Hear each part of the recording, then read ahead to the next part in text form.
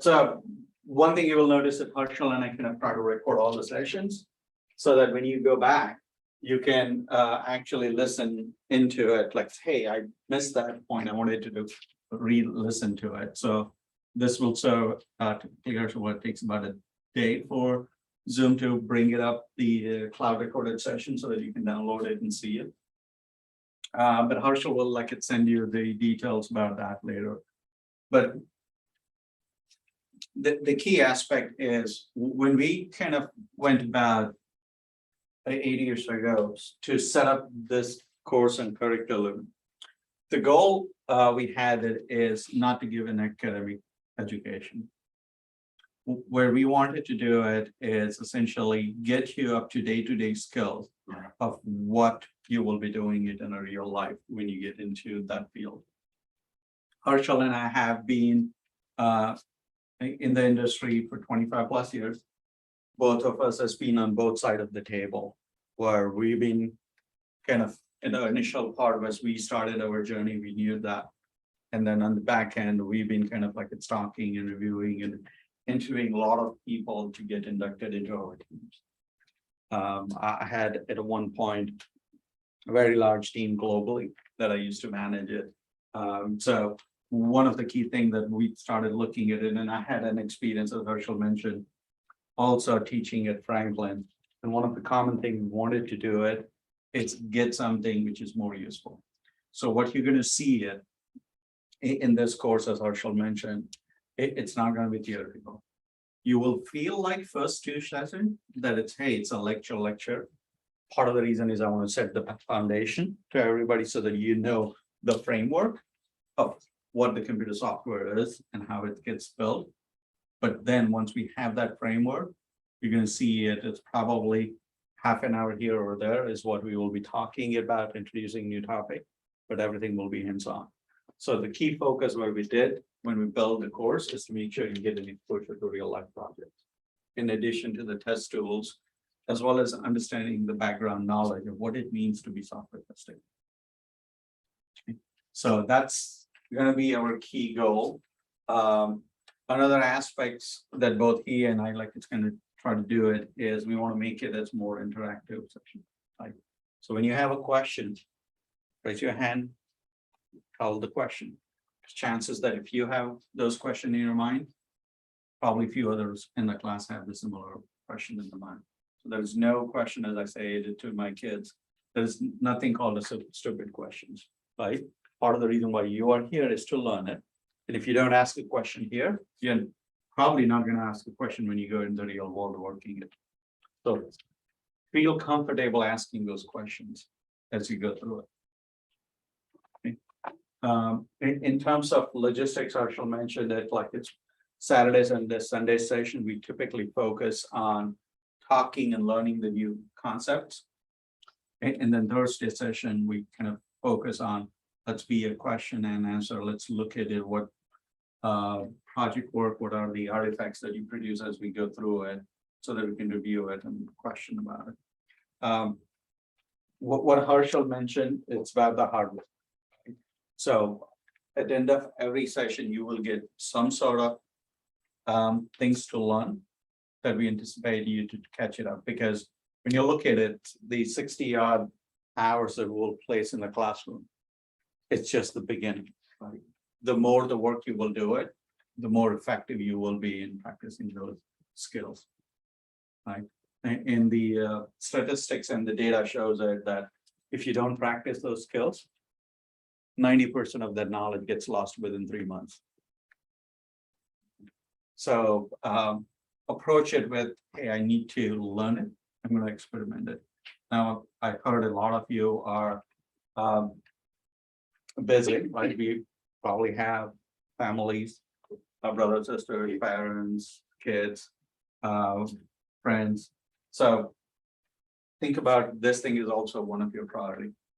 So figure it out a way to carve out some additional times in order to focus on practicing those skills as you go through it. Okay.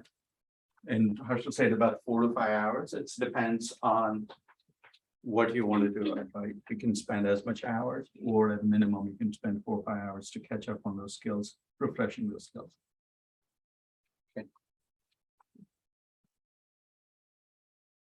All right. This is just a eye chart from the point of view that you will hear a lot of technical terms as you go through it. And I don't want you guys to feel intimidated with any of the technology terms as you go through it. Right? As you start looking into it, there's a lot of things that you probably already know it or you have interacted with it. That's what you're going to find it as we go through it. There will be new tools that we'll introduce it, but it's no different than downloading in an app on the phone that you learn it to do things. Like, let's take it that from the same approach. Okay. Any questions before we dive into the material? All of you should have, in the classroom, you should have a folder in front of you. The first part of that is all the slides, so you don't need to like just write it down, but feel free to write the notes on top of it. And for the online team, Herschel has already sent those folder and the link with you, so that you should be able to have access to all of the material. Okay. As we go through it, we'll share the material, but think about it. It's not the material, it's your adoption and understanding of that material is going to be the key. Okay. So we're going to go ahead and get started. Typically for this 4 hours, what we do is we go about like an hour, hour and a half. We'll take a break for 10 minutes and then we'll resume it. There will be days, probably we might get done 10, 15 minutes early, but most of the days we're going to probably stretch all the way to 1 o'clock. All right, so let's get started. So we'll talk first about the software, right? Essentially the architecture, what it builds it, and so on, right? But the goal is that you should be able to understand what is the software, how it is built. Okay, so when you go on the internet, right? The Wikipedia is, most of the people use it. Hey, let me just go and get some basic definition understanding. Right? And now I'm not claiming that Wikipedia is always right or wrong, right? All I'm just saying is that that's a one viewpoint that you can get started with. So when you think about software, right?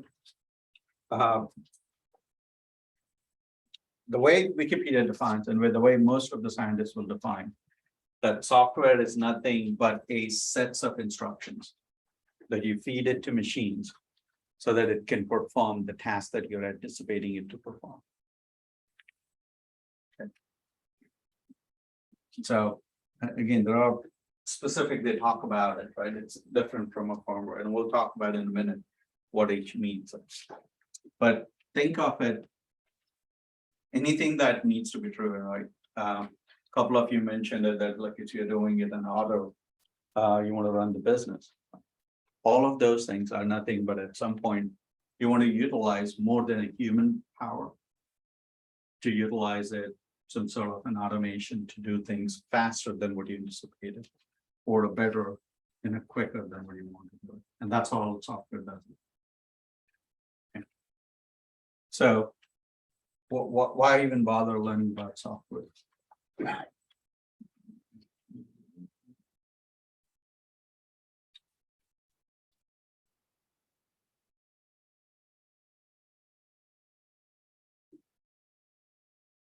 So every day, no matter what we use, nowadays, everything is kind of so integrated with the software. So the example I was talking about, like the phone, anything that you do it with that as driven by software. When you turn around, look into your TVs, right? Like a lot of things now, nowadays it's streaming. All of that is software. It's a software which is driving and controlling all of the streaming that is coming to you. A lot of us do pictures of ourselves, families, and then process them. Software. You want anything, you just ask Siri or Alexa or Google to do anything, right? All of that software coming back, right? So if you reflect it around yourself, pretty much every aspect of our life now, it's kind of has some sort of software or computerization engaged into it. Okay, so and that's essentially it's another thing. The reason why we are learning software, because it's so ubiquitous and everything is around us. And sometimes it's much more easier if you understand what it is, so you can get the mystery factor out of it. Okay. So let's talk about what actually things is and what it looks like. Okay, so I want you to guys think about a computer as a box. Okay, so at the bottom of the box, think about it, you have a hardware.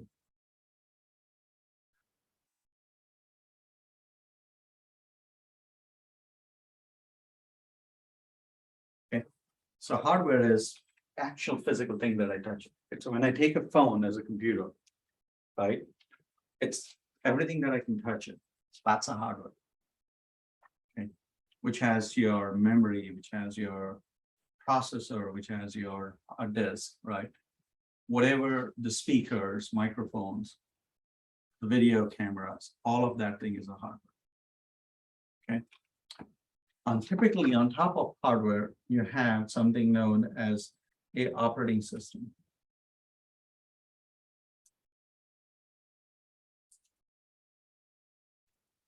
Okay.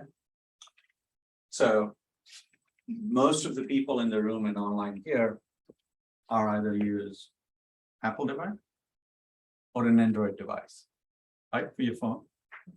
So in Apple, there's something called iOS, right?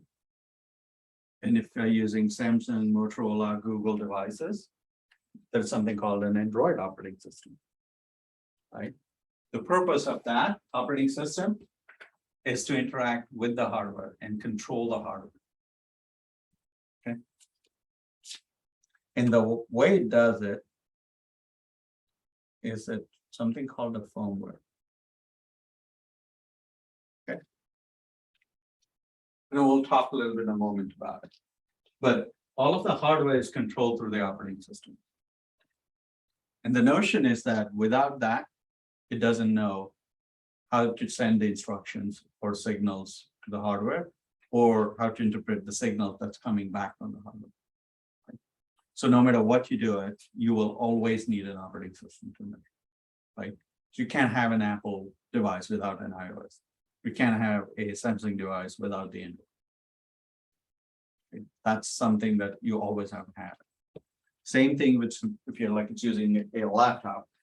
Like if you're using Microsoft, then you can't have it anything without what is known as a BIOS and operating system, Windows 11 on it or 10, whatever version you're running. Or if you're using a MacBook, right, then the Sierra, High Nevada, all of those things are nothing but a Mac operating system. Okay, and on top of that, something runs what is known as an application software.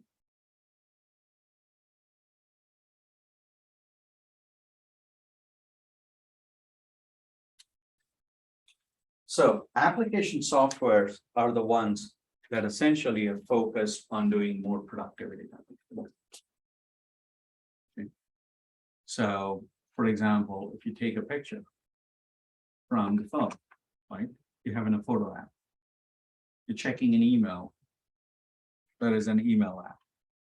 If you're on a Windows device and you're trying to do it in Microsoft Office like this, whether it's doing a PowerPoint or an Excel, those are nothing but an application thrown on top of it. Okay. So typically, whenever you look at computer, right, it has this 3 stacks. Now, often you will hear something as a computing platform, right? So the bottom 2 layer are sometimes known as compute platform. Okay. that means they exist together. So like it's a lot of times the IT guys would say, hey, what platform you're using it? They're intending it to ask, hey, what operating systems and hardware environment you're using it. And on top of that is all the application software. Now, the way you distinguish between operating system and application software is that operating system is a must in order for a computer to exist. Without that, you can't even start it. Application software is something that you add on top of it to essentially use some of the productivity tasks type of things. Okay.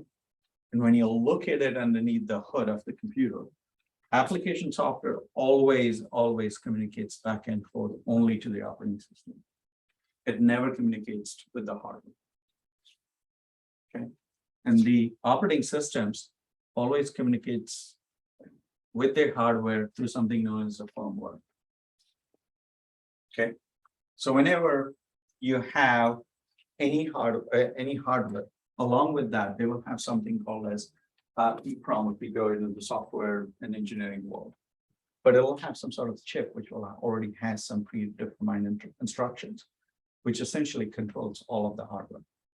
So all operating system does is sends a signal to that software and says, go do this task. So for example, if I want to make a phone call, right, I'll start in my application software layer because I'll bring it up my phone book, right? I'll try to dial in. Whenever I do that, it sends an instruction to operating system, says, hey, I want to do these things. Okay.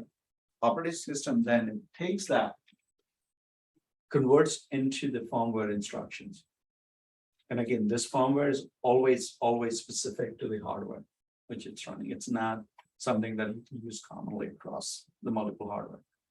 And also that's the reason why your operating system is also a lot more close to hardware. And it's compatible only with certain hardware, not with everything. But your application software is compatible across multiple hardware and multiple softwares because of this translation layers that it happens. Okay. So then those firmware essentially then sends an instructions that, hey, send that particular signal. Because when you dial 1, it sends a different signal than you dial 5. So it sends all of that. Sometimes when somebody gets a message to you, it gets all of those signals from your cell towers back into the hardware. And that hardware essentially converts that through the firmware and sends it to the operating system, which in turn knows, hey, this thing needs to be delivered in this application. That's how you will see it in your messaging app, the message goes through. Okay, so that's in a nutshell is how the computers work. 3 layers. Okay. So no matter what computer you take it across the world, this boils down to this 3 layers. Okay. And the way you know it's application software is something that you can add on top of it. The compute platform is something when you buy it, that's what it comes with. Right. So when you buy the laptop, it comes with the Windows, whatever the version you're buying it with. Right. When you buy a MacBook, it comes with whatever the latest version of the Mac is. Same thing with the phone. Okay. Any questions on how basic things work? Okay. So that's what the next few slides are.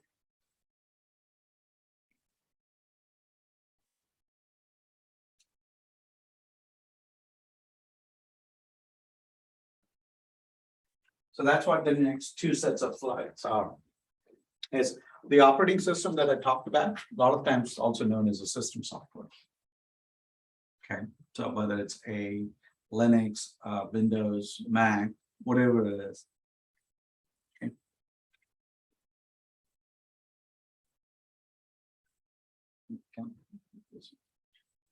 The application software is something that you used it in the olden days. For those who still remember, there used to be DVDs, floppy disks. Nowadays, sometimes you have a USB, but majority of time, you just download those software from the internet. It's essentially your application software. Cool. The purpose of those things, it essentially give you ability to perform the task that you're planning to do it. Right? So one of the application right now I'm using is PowerPoint. The goal is, hey, I want to do a presentation. You're taking a picture, you want to like it's process it. That's what the processing software is. You can utilize, somebody mentioned it that like it's you're looking into auto, right? And automation on that. Nowadays, when you talk about self-driving car, it's nothing but controlled by computer. Right? Even to the extent that all the sensor comes in with, hey, your car is like it's low on the pressure, right? You show up on the dashboard. It's nothing but a computer software. Now, let's talk about when you look at the software, what are the different types of software? And I'm talking about for majority of times when I say now onward software is I'm referring to application software. And the fact is that about 99% of you, when you go into the real world, the only thing you're going to deal with is with application software. Like, very few of you will go and work for Apple or Google or Microsoft and work on the operating system. You will pretty much work in testing or even like it's kind of enhancing it. It'll be only at the application layer. Okay. So when I talk about application layer, and then you want to talk about what are the different types of software, application software. Okay. So you can categorize everything which is available in the market into three broader categories. Okay. And the first one of that is a proprietary software. Okay. This software are one of a kind software, which is designed and built for specific application. Okay. And it will run only on certain hardware only. And typically it's owned by a single company. So I'll give an example. We talked about the car automation, right? So if you look into now Tesla, right? Automated drive. You can't take software from Tesla and put into your Ford car and expect it to work exactly. It's not. It's designed and owned by Tesla specifically for that car. Now you put on the flip side, Ford also has that automated software now in most of their vehicles. You can't take that software and then put it on GM cars and expect it to. But main importantly, it's not just the expectation, it's the proprietary. It's owned by all of the intellectual property is owned by Teslas and the Fords of the world. Okay. So whenever that kind of software you're interacting, those are nothing but a proprietary software. The second type of software is off-the-shelf software. Okay. This is still owned by a company. They still own intellectual property, but they're designed to run on multiple platforms. Okay. It's a more plug-and-play type of things. Okay. So what are some examples of off-the-shelf software? So if you look at it, Microsoft Office, let's say you purchase it, right? You can run that in your Mac platforms. You can run on your PC, right? And it doesn't have to be done on the same manufacturer. Like, so your laptop is going to be manufactured by probably Samsung or Lenovo or Acer, right? There are different manufacturers comes in. I can still run the same Microsoft Office on top of it. I can still run it on whether it's a Windows 10 or Windows 11. Right? I can just go ahead and like it's going to use it. I can go to the Best Buy, purchase it, and install on my computer and use it. That's in a nutshell is off the shelf, right? Pretty soon we'll have Uncle Sam wants to take money of their share from all of us, right? So they'll tax season comes in, right? Whether it's a TurboTax or H&R Block or whatever the software that you want to use it. In a nutshell, anything that you can purchase from the internet or walk into a store, get it and install on your computer and use it is essentially an off-the-shelf software. Okay, you can't do that with Tesla, right? You can't just say, hey, let me go to the Best Buy, buy this automation, self-automation driving software and install it on Tesla and then woo, I'm good.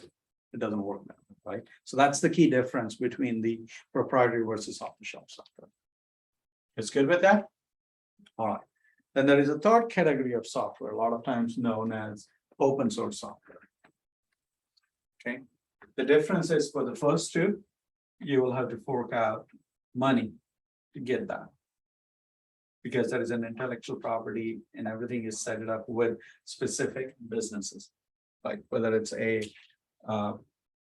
likes of Adobe, Acrobat, or whatever the company which is trying to sell this. The open source software, contrary to the top two, is essentially available for you to use it for free. It's a built by community, sometimes built by some corporation, and they give out to the community to use it. But it's something that you can download it and use it without worrying about paying. Now, they always have something known as the EULA or open source software license agreement. The intention is that somebody has built a capability and they want the broader community to use it, and so anybody can download it and use it.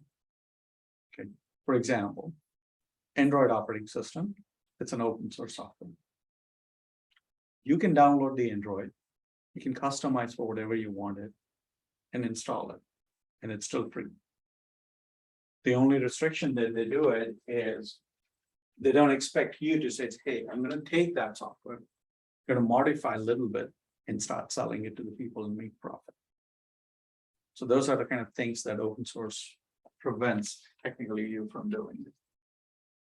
But it's free for you to use it. There are like tons of open source software everywhere, including something known as Open Office, right? So if you don't want to use Microsoft Office, don't want to pay them a lot of money, you can just download Open Office and use it. Okay. So that's the three categories of application software. Okay. Any questions? All right.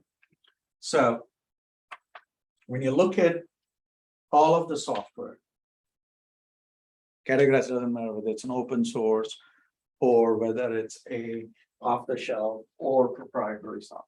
Right? They are built, right? And then you acquire through the appropriate means. But when you look at underneath the hood, when you remember the machine instruction definition of a computer software, right? That means there needs to be some sort of a structure around it. Okay, because there are a lot of functionality or capabilities or features that your software is going to be offering you. Okay. So the way that you build the capabilities and features is essentially here to create a roadmap, right? And the roadmap is nothing but something known as software architecture. Okay. So when you look at the architecture, doesn't matter whether it's computer or any other architecture. At the core, all it talks about it is what are the different components that a thing is made of, and how those components interact with each other, and what functionality each of the components provide. Okay. So have you guys ever used Legos or puzzles as a kid? Right? If you think about it, a Lego, its most underlying component for Lego is a one block. Right? It has specific purpose. How it connects with the others, what the dimension is. You take multiple Legos, you bring it together, and you build your structure. Software is something similar like that. Just like in Lego, right? You have different pieces. Whether you have a 2x4 Lego, 1x4, 2x8, or a big sheets of Lego with 8x8 connectivity. Like each one is different pieces. And then each one you connect it to build a structure. Same thing with the software. When you look at underneath the hood, software has multiple components. Each component has specific purpose. And every component interacts with the other component in a predefined specific way only. So you can't take a Lego and connect it different ways, right? There is a certain X amount of the number of ways only that you can connect it. So that's all software architecture is. It's essentially a built structure of components that identifies what properties of each components are and how they're related and interact with each other. Okay. So let's look at the history. Okay. So I'm kind of a person who learns a lot more by comparing things.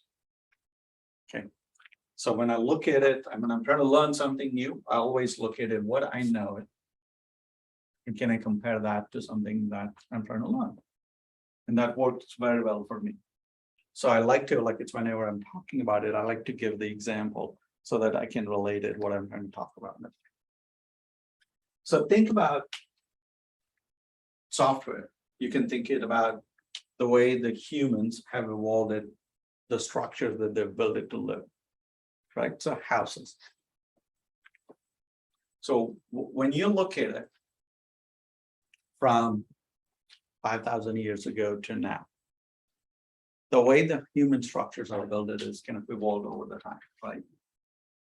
Every so often, the new trend comes in that people realize it, right? And then you see it a shift into the structures that you're building, right? Take an example of bridges, right? Initial, really old days, the bridges were built of stones. And people will put together the stones, put together the woods to build the bridges. Because that was the material that was available, that was the knowledge that was evolved from the need, most likely to cross small streams and those kind of things. Right? As the time evolved, right, those bridges got a little bit sophisticated, right?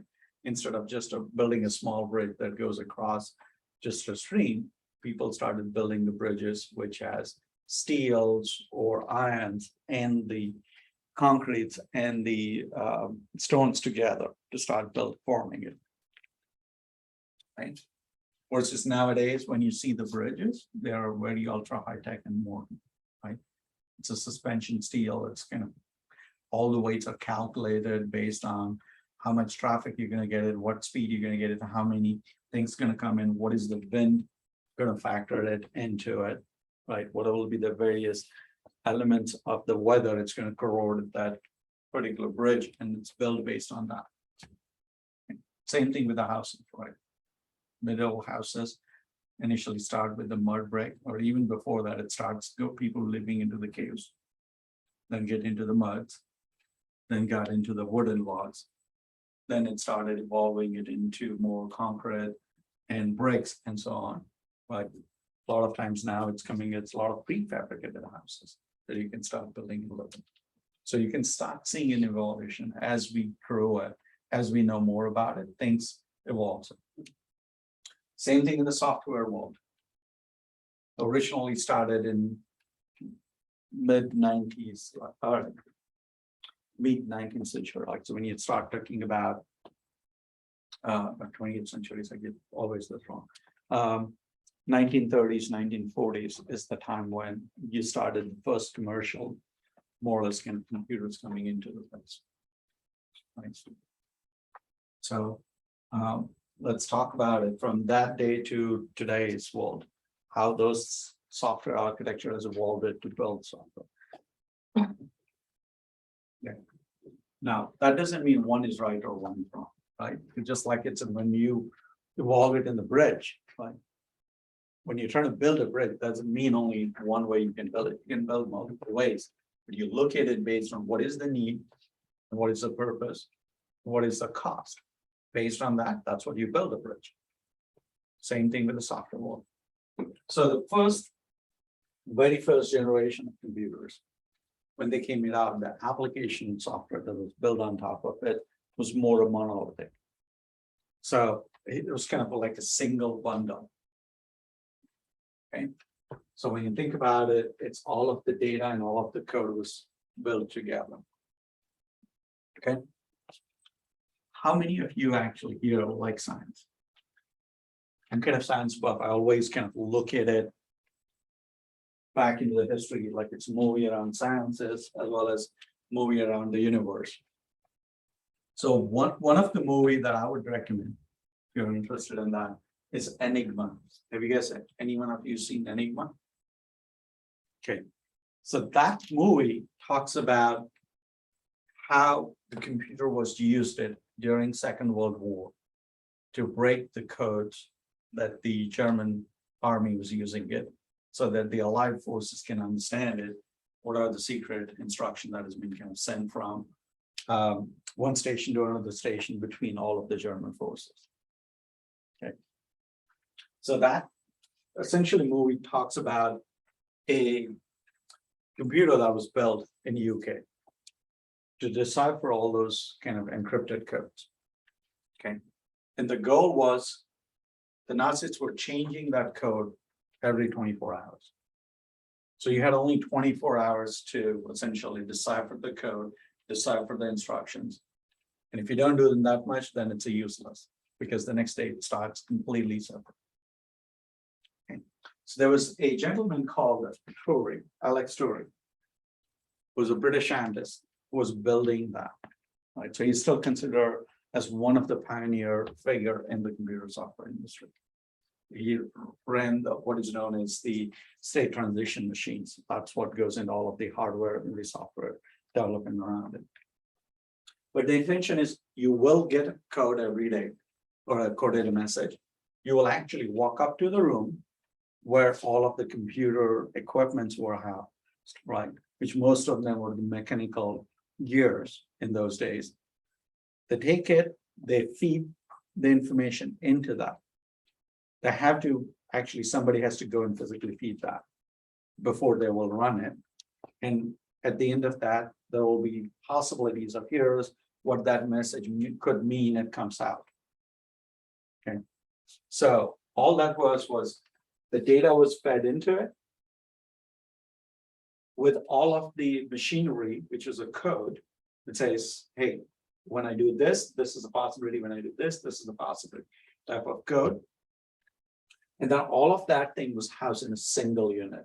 And in those days, a unit was equivalent to multiple rooms on a big floor. Okay, so here, there is no distinction between what is my code and what is my data. Once I feed it, everything is together. That's the monolithic. Okay, so in original days, when IBM built the first calculator, right, so in the room size of probably a little bigger than this room was the unit, but then somebody has to actually walk it, plug in the numbers for it to give you the answers. You can't do anything more. Everything was tied in. So this was the early days of that. Then, after the World War, the software industry started evolving and says, hey, you know what? I not only just need an ability to lock it down that into one place, right? Because those were very expensive computers those days, millions of dollars. If a company is investing in millions of dollars, they said, I want it to be useful for more than just one place where I can go use it. Okay. So they started exploring different ways.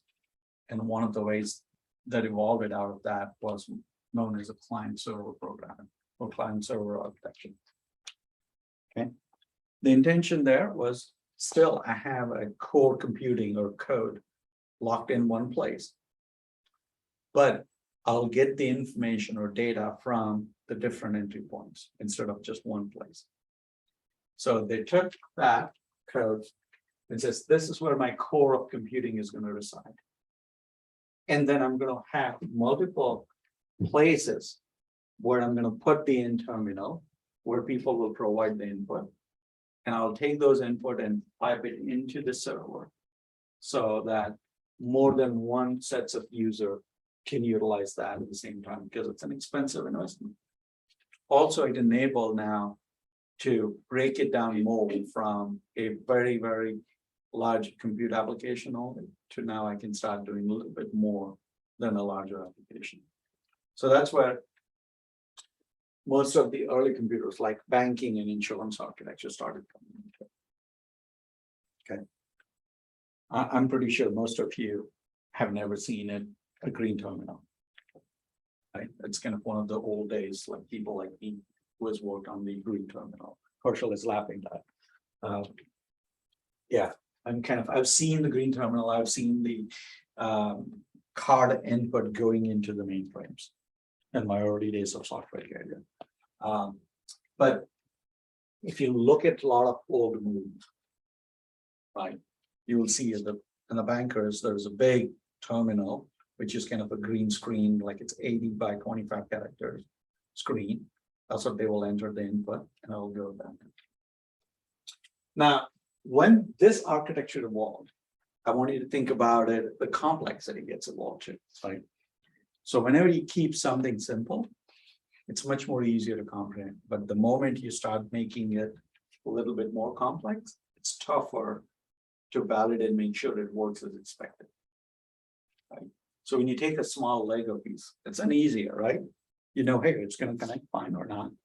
But if I build a structure and I want to extend that structure now, I have to worry about a little bit more thing than just a simple basic Lego structure. Okay, so now in this architecture, I have to worry about, hey, is the request came from a client 1 or the request came from a client 2? And when I compute it and provide a response, is it going to the same person who requested this? So if I'm a software engineer who's tasked to perform the testing to make sure this system works perfect or not, I have to worry about more than what I was worrying here. Here, I had not to worry about, did it go to the right person or not? Because there's only one person. All I have to worry about it, I provided this input. Did it get the right output or not? Right? But now, I have to worry more than that about it. Also, I have to worry about it, hey, this is probably some sort of connectivity going from here to that. What happens if this connectivity gets lost or gets broken? What happens to my request? Right? It fails, but what it fails, does it recover when it reconnects it? Well, you're assuming it, right? This is not necessary, right? So think about it, right? And often, like I say, I'm a bank employee. I always think about from the money, but even before that, I think about from functionality. So if I and you are using this particular model to deposit and withdraw the money, right? You don't want me to deposit the money, but show up in your account and not in my account. Think about it, how happy I would be. Right? Same thing, if you're trying to do it from something from here. You said, hey, I'm going to withdraw the money. The money is sent to somebody else. Right? And your account was deducted. So now it says, where's my money? Right? That's the criticality. Now you need to start thinking about all those scenarios. And you need to make sure you test for those conditions before saying, yes, the system works as expected. Right? Then came early 70s, late 60s, early 70s. A lot of things was bootstrapped by Apollo program, right? Because we wanted to send a human on the moon. That means we need to think outside the box. The things that was working in a traditional way, it's not going to work anymore that way. Right? And a lot of industry took the learnings from those programs and says, how can we leverage that to run our business? Right?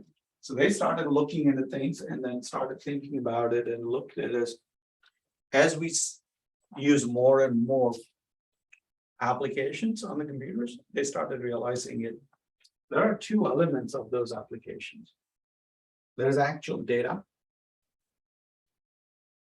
and then there is actual business rules that I use it to process on that data. And that's what it makes my core function. Right? And then obviously I need to worry about presenting that data somewhere in order to make it useful use of it. Okay. So when you started looking into it, most intellectual property in any corporation is what? Data around the customers. Right? We think about software. No, it's not the software. It's the data behind it. That's the most intellectual property. If I'm a bank, I live and survive by the data. Because that data tells me which customer has how much balance, what product they're using it, how much money that they owe it, and so on. If I lose that, or if somebody hacks into it and messes with it, now that's a huge liability for me. Right? 2.5 years ago, I guess I heard about the Experience hack, impacted 300 million customers. So you and I, every day we do all the purchases, all of our credit history gets locked in with all of the personalized data into 3 credit agency, and one of them was hacked in. Okay, that's a data, that's an intellectual property. So you need to start thinking about managing the data properly. Okay, so they started saying, let me extract the data. But then they also started realizing when I extract the data, I can use that data in a business rules to do multiple things. So now on the same data, I can put multiple applications to provide a different views, to do the different business activities. Okay, so they break it down into the data tier and application tier. And then obviously, they still need that presentation tier, right? So going back here, right? This was my presentation, right? Because this is what client was seeing it, right? So they kept it that this I need it, but I need to evolve this to break it into application and then move it into data. So that's what this architecture has got evolved. Okay. Business logic, stand in the application tier, the data, snap. So now the complexity increased, right? Now there's no more 2 million pieces. There are 3 million pieces. So I have to worry about the data manipulation by different applications. But I need to make sure when one application moves the data, it persisted, it stores so that that application as well as the other applications can view the data. Then I need to think about application tier, which takes that data, builds the different views that it needs it, and presents it into different presentation tier. This is the time where things started getting into a more mid-70s when the personal desktop or personal computer started coming in. Right? So you have a lot of information you store on personal computer, you have multiple applications. Right? Some is accessible through your laptops. Some, if I connect it to wire, it can be accessible through the other computers. Right? And in the corporate world, they started building a massive infrastructure where things are going it from the main computers, mainframes, going into the mid-range where people can start utilizing those particular applications.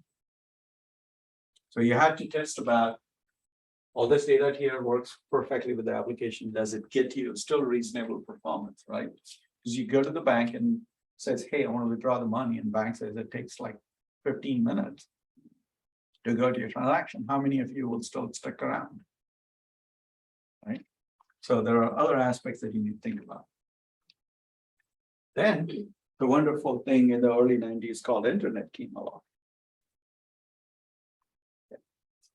So think of this way. When I was using this, everything was in the store, right? A big one store.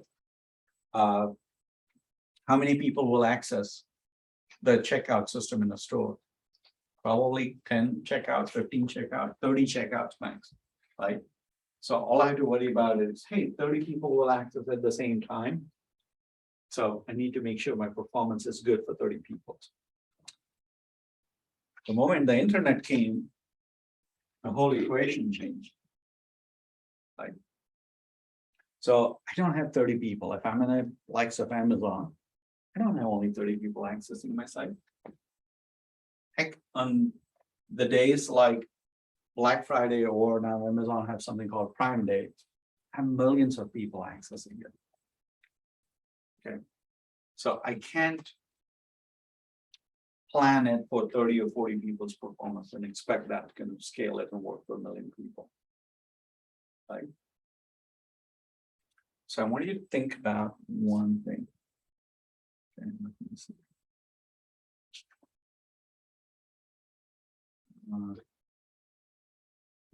Stop share and share actually.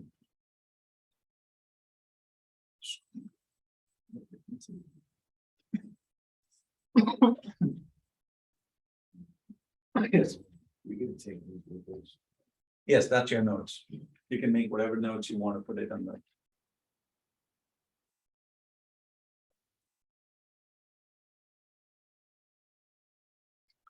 So all of you at some point have used computers, right? So when you go to buy or look at any computer specification, right, it comes with some numbers, right? It comes with this much CPU, this much RAM, this much disk space, and so on, right? So let's, for a moment, look at it, how that works before going into the next sets of architecture. Okay, so when you're building it, the computer, okay, there's something known as core processing unit. This is the heart and brain of computer. Now, there's also a companion of it is called a graphical processor unit. But for simplicity purpose, think of it, CPU and GPU as a one and same integrated component for you. Okay. On that computer, they have something known as L1, L2 cache. Okay. So if you look at closely in the technical specification of the microprocessor, right, it'll tell you, hey, it has this many cores and this much L1, L2 cache. What they are is they are a small set of memory, which is on the same chip set on which the CPU is built. This is on the actual physical die on which the processor is built. Okay, and it's not big. Typically, it is in the range of like it's anywhere now with the latest version, it's like it's anywhere between 4 to 8 megs, or at the most 12 meg. That's the memory, right? To give the comparisons, when you take a high def picture, right, the HD 1920 by 1280 picture, that takes more than like 14 gig, 14 meg data byte size, right? So that gives you an idea. That's a very small memory. It barely holds only one image type of thing. But the speed at which the data is kind of fed into the CPU from here, it's at a very fast pace. Right? A lot of times it is in the order of a nanosecond or a picosecond. Okay, so it's depending on the processor speed, it's 10⁻⁻⁹ or 10⁻⁻12 seconds. Right, that means over 100 billion instructions can deal it in 1 second. It's that fast. Okay. Obviously, you can't keep everything into that 12 meg, right? If I'm trying to do it, I have to figure it out something more than that 12 meg. So the second set of specification when you buy a computer, it gives you is how much RAM it has. Right. So it gives you a RAM, which stands for random access memory. It's a term used in the computer world. Now, this is the second number when it says, hey, when I buy my phone or when you buy an Apple phone, right? It tells your PC, it says, hey, along with this processor, it has 4 gig or 8 gig RAM. Right? So this one is in few megabytes, this one is few gigs, right? So, but it's not physically residing on the chip itself. So if you look at the computer architecture, if you like, it's going to pop up open any computer, right, you will see a whole bunch of circuit boards, right? Where on one side there is a CPU, other side there will be a whole bunch of small chips, and one of those sets of chips is memory, this RAM. Right, so it's still physically on the same board, but not on the same chip inside. So, okay, every time then when you go away from a close proximity, typically your speed drops by 1,000 times. Okay, so this memory typically you see it'll be some sort of gigahertz, which will 10 to 6, 10 to negative 6 second. Okay. And then the way the computer works is CPU always gets a memory from L1, L2 cache. The next sets of instruction, remember, computer is nothing but the sets of instruction fed into the processor to do some work. This one feeds everything to the CPU. CPU cannot communicate to anything outside this particular chip. Okay, but this memory does. So the way it feeds an instruction is the CPU. When you say, hey, I don't have that next set of instruction that I need to give it to CPU, it goes out and gets it from RAM. It says, give me the next sets of data, next sets of instruction. And then it just gets.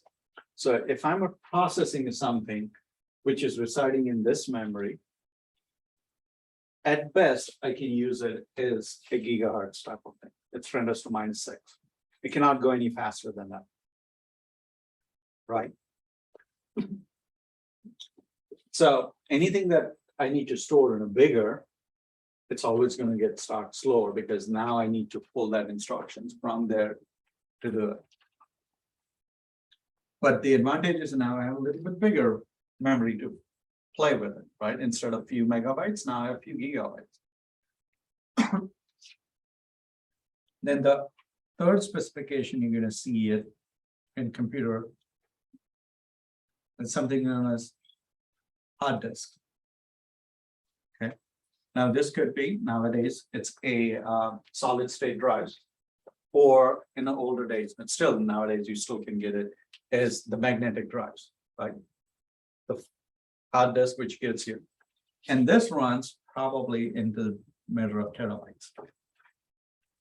Okay, so you can get a 1 terabyte, like it's a machine now with the hard disk. Problem is, again, it's no longer now on the actual board. I'm moving from a board to something that is connected to the board, right? Because it's not residing on the same board. It's a separate set of components. So the speed, reduce it almost 1 million times from the L1, L2 cache going into this.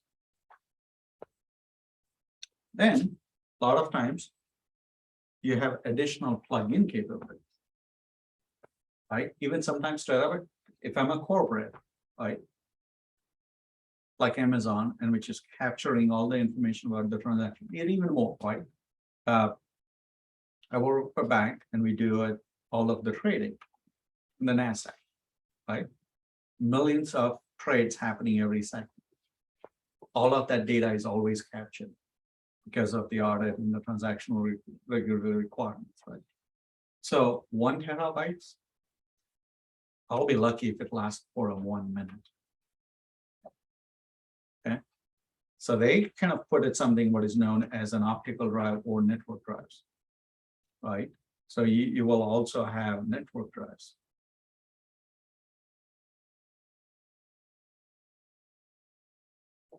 And this network drives are typically runs millisecond or tens of milliseconds. Okay. So now as I go through it, the speed at which I can access that information significantly drops. Okay. So most of the times when you think about computer processing data, right? Most of my data is, if they're residing on this 2 platform, then it's most useful for me, right? Because then it can process very quickly. The moment I go farther and farther, it's going to be slower and slower response. So this is always into something known as petabytes. Okay. So this is like thousands of terabytes. So you will always normally question, right? If it is so slow all the way here, why not I just beef up this guy and put terabyte of storage right there? Much more easier, right? Because it comes in cost.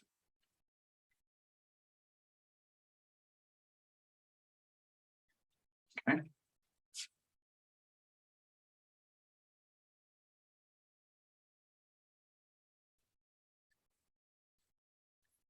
This cost me on an average of $100 to $200 per gigabyte.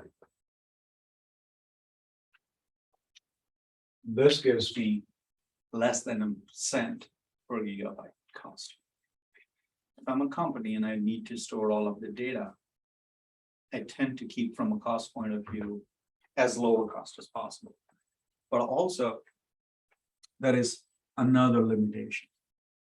Okay. Even if you consider a 64-bit architecture, which is what right now most of the processors are,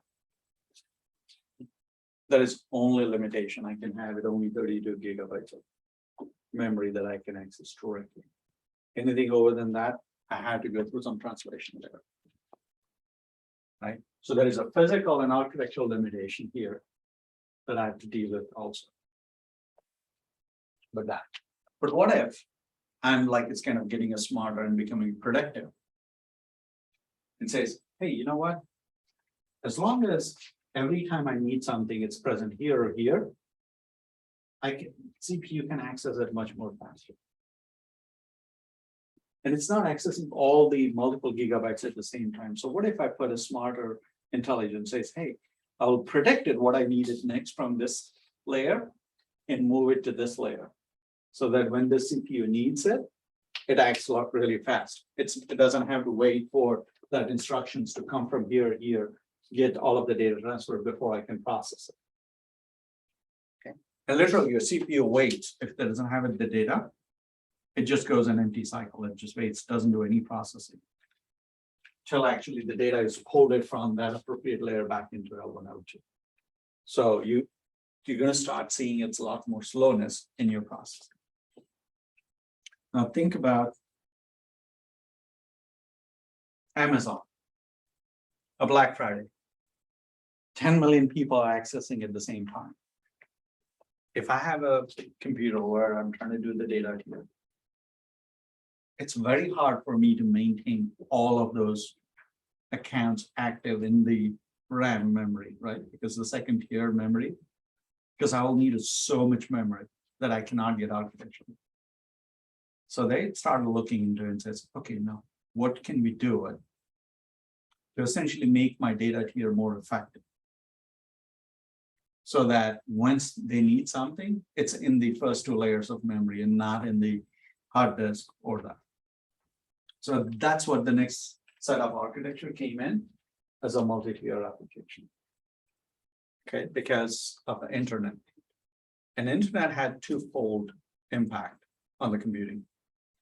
One is on the data tier, because now I need to serve more clients. But also on the frontier, there was an impact. Because earlier, I knew what exactly the devices over which the information will be shared. So I can always lay out the screen perfectly. But with the internet, now the people have different monitor size, different screen size, different form factors. So my presentation tier is also going to be impacted, right? Because when you look at and log in into your bank account on your phone, the amount of information and the way it is presented, it's different than when you log in from your laptop. It's still the same information. Hey, I want to see my account information. What is the balance? But it's presented in different format, right? So I need to now account for that. So that's when they started breaking it down, the presentation layer, into two components. It says, you know what? I need to worry about what information needs to be presented, separate from how that information is presented. So presentation layer started talking about what information I need to present in. And then that communicated with something known as a UI layer, which talks about how the information is presented. And this is going to be driven by your form factor and your devices. This is by what information I need to present it. Obviously, all of that still, we had that application here where all of the business logic was still there. Okay, so that formed the 3 tiers. And the data tier is now broken down into 2 different categories. One is the data where I need a massive storage, which goes into the disk, which is pure databases. But then they build it what is known as the data access layer or cache. So when you go shop on things like Amazon, what it does is the first time you log in, if you notice it, it takes a little more longer time to pull up your account information. Because what it's doing, it is actually going it all the way. Hey, Dilip logged in, so I'm going to go in and pull it. Now, once he logged in, chances is that he's going to do some transactions with us. Like whether he's going to check the order status or look at some products and order the products. So I'm going to move its information into data access layer, which is now from a millisecond, now it can go much more faster. Because every time now Dilip wants it, I can just directly do it from the memory. Don't have to go into the hard disk. But at the same time, Harshal is not logged in, so I don't have to worry about it. Harshal's information can stay in here. Okay. So it allows me to do a faster transaction. It keeps everything in there. And occasionally goes back and synchronizes in the database. And says, Dilip purchased this. This is the transaction happened. Okay. So the next time when I log out, right, and Harshal logs in, it says, oh, Harshal needs to log in. There's only limited memory. Wait a minute, Dilip has logged out, so I don't need his information now into the RAM. So they're going to push me out, make sure my information is stored in database and discard it and bring Harshal's information. So that every subsequent transaction Harshal is doing is now much more faster. Right? So even though I have millions of customers, I'm going to keep it only the active customers. We are currently performing transactions into the memory. So now my memory requirement is a lot more significantly lower. Still have a million customers who might be accessing it on the Black Friday, right? That's why you see it sometimes, occasionally, slow response time or you timeout. That means there are so many load on this that it cannot serve your request. Okay. Now think about from a software engineer and tester's point of view. I have to worry about testing all of the complexity before saying, yes, the system works as expected. Okay. So your complexity, as the architectures evolved, started going more and more. Then the next set of architecture evolved. As the internet came in, people started realizing it. I can do a much more bigger than just what I'm expert in. So take an example, right? So Amazon came in and says, you know what? I can sell more things to a lot more people, not just to people locally. No. So think about the model that was pre-internet. Okay, you go to a retail store, right? You know exactly that retail store.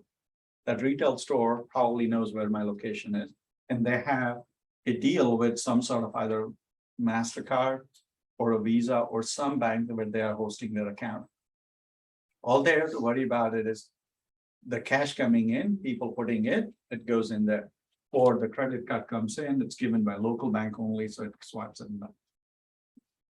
But as things started evolving, Amazon realized, look, I'm not an expert in the banking. Everybody else may have a different bank card account.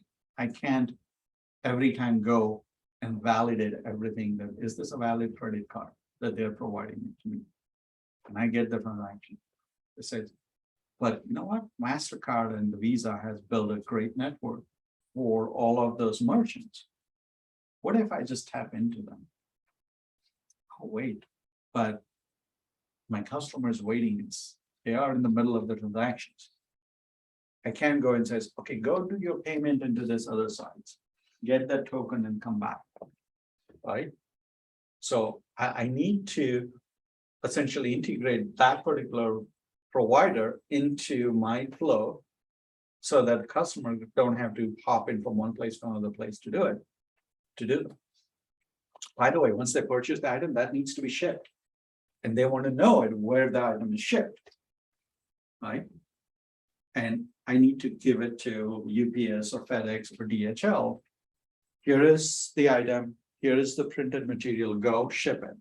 And then as you ship it, when it goes through different stages, I want you to tell me the information that I can share it with my customers. What it required now is what is known as a federated way to do things. Everybody was now thinking about building a services. And some services may be completely offered by me. Other services I have to consume from other corporations in order to provide that transaction that I'm trying to do it for my customer. So in order to do that, the architecture from your traditional multi-tier needs to be evolved. And it started coming into service-oriented architecture. So here, right, let's go from the top down, right? So here, the way you do it is when you go to the Amazon site, right, the page is presented to you. You log in, and then it just says, what are you trying to do? Right? So they pick up a thread. What exactly are you trying to do it? So if my activity I'm trying to do it is order an item, right? Or am I looking in my existing order, or I'm looking at my other profile related activities, right? Or nowadays with Amazon, the music, the video, a whole bunch of other things, right? But let's keep it simple. I want to order an item. So it goes to something known as an orchestration layer. So beneath presentation, you have an orchestration layer, which now says, if I'm going to do this activity, I'm going to walk you through that path. So the first thing you will do it is probably look up for an item that you're interested to purchase, right? So you do it, search it, get a whole bunch of items through it. So the moment you search it, you have a service that says, hey, they're looking for this particular item. What are things that matches that criteria? Show it to me, right? So that service layer goes underneath to their inventory system and a product catalog and says, what do I have it in my product catalog for this item? Which in turns still could be using multi-tier architecture, or it could be using a 3-tier architecture, whatever the existing systems are. Okay, so it pulls that information, comes in, and what is the next thing you're going to do? It brings you a list of items, right? And you're going to look at, I'm interested in this item, let me look at the detail. So you click on it, it gives you detail. So it goes through the service again, it says, give me this product's detail. So most likely your product item, it also pulls up in your entry, whether it's available for you to order or not. Right? When you order it, then next thing it goes, it lets me collect the payment. Right? So it goes to you to provide a service that may then be actually hosted by somebody outside. So it collects the data, goes to the payment gateway and says, Philip wants to purchase this item. Here is the credit card number. Here is the credential, right? So you have to provide what is my expiry date, what is my 3-digit CVV code. And then it says, here is the amount that they are requesting it to purchase. Bank, can you tell me, A, is this account valid? 2, does it have ability to purchase this much amount of credit, right? And it could be a debit card or credit card, doesn't matter, right? So debit card looks whether you have that much balance. Credit card looks at it whether you have that much of credit line to purchase or not, right? And then based on that, it will just get me an answer either simple yes or no. Biden says could be a credit card is invalid, or I don't have sufficient amount, whatever the reason, right? It gets that and it shows it. And if you were allowed to purchase for that particular item, based on a payment gateway's response, then it'll allow you to proceed to the next step, which will be the shipping. Right? If not, it will tell you, hey, your payment is invalid, give me a new payment, or I cannot proceed with the transaction. So that's your essential orchestration layer done. And then that at the service layer may invoke the service within the corporation or go outside the corporation. So now I have to worry about more complexity when I'm testing it. It's not within the application, which is controlled within my domain. But I have to see it is the other application, is the payment gateway up? Is the DHL or FedEx systems up that it communicates with it to give me that information? You see how the complexity gets increased as the architecture goes in? But there is a need, right? Because now I'm providing a much more better integrated solution for this company. Good so far? All right. Then Mr. Jobs came in, but even before Mr. Jobs, HPE and Microsoft had what we call a brick type of solution where there was a huge bulky phones that we used to carry. But when Mr. Jobs came in, he made it a lot more simple for people to use it through the iPhone, right? And Google quickly followed it with Android phone. So it became a much more prominent that all of my customers are now not only just sitting at the desk, but chained to their offices to do the transactions. They can do a mobile transaction also.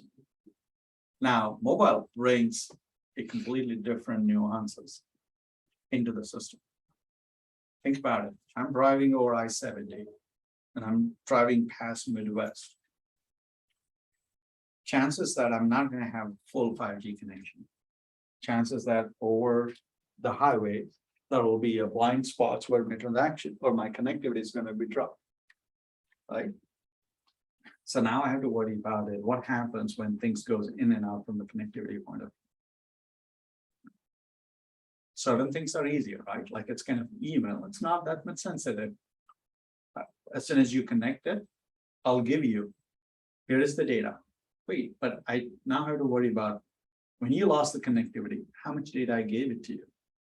And what did you do it after that moment till you regain the connectivity so I can synchronize it? Right? Because people typing the email or sending the text message, typing the text message, you lose the connectivity, it still stays there, right?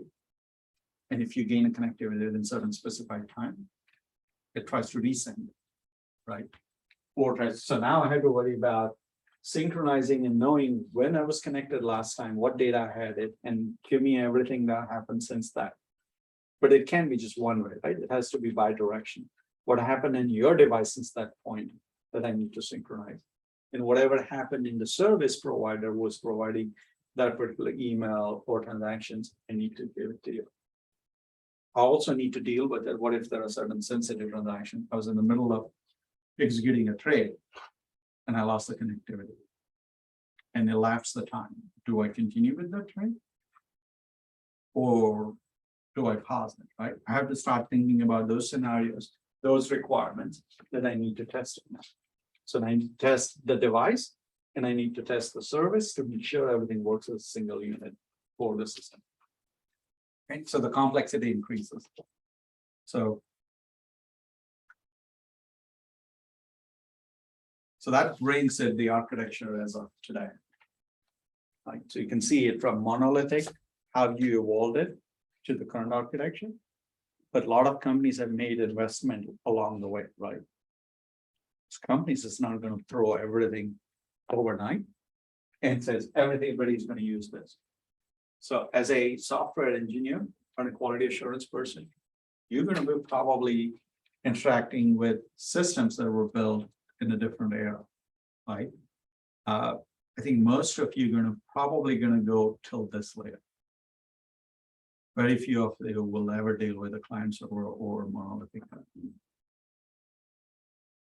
Okay, so that's the architecture. That's how the systems are built. That's how the software are built. So let's take, it's 10:44. Let's take 10-minute break, 15-minute break. Right, and let's restart at 11 o'clock. Okay, and then we'll dive it into how the software is built. We talked about the architecture. We'll go into what is the process people use it to build the software. All right, let's take a 15-minute break. Couple of things. The restroom is right around here. There's one restroom, so we'll have to take turns.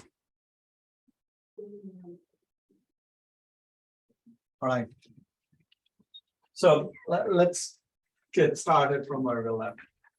Before I do it, there was a couple of things that kind of came in. And I want to make sure we address that before we get started. The first thing came in about the computers. Most of the work, the application and everything will do it, is it's out there on something known as the cloud platform. Okay, so as long as you have a laptop or a desktop at home, you will be able to access all of that from the home. We don't need it for the next couple of days. At least through the next Sunday, we will not need a laptop to bring it.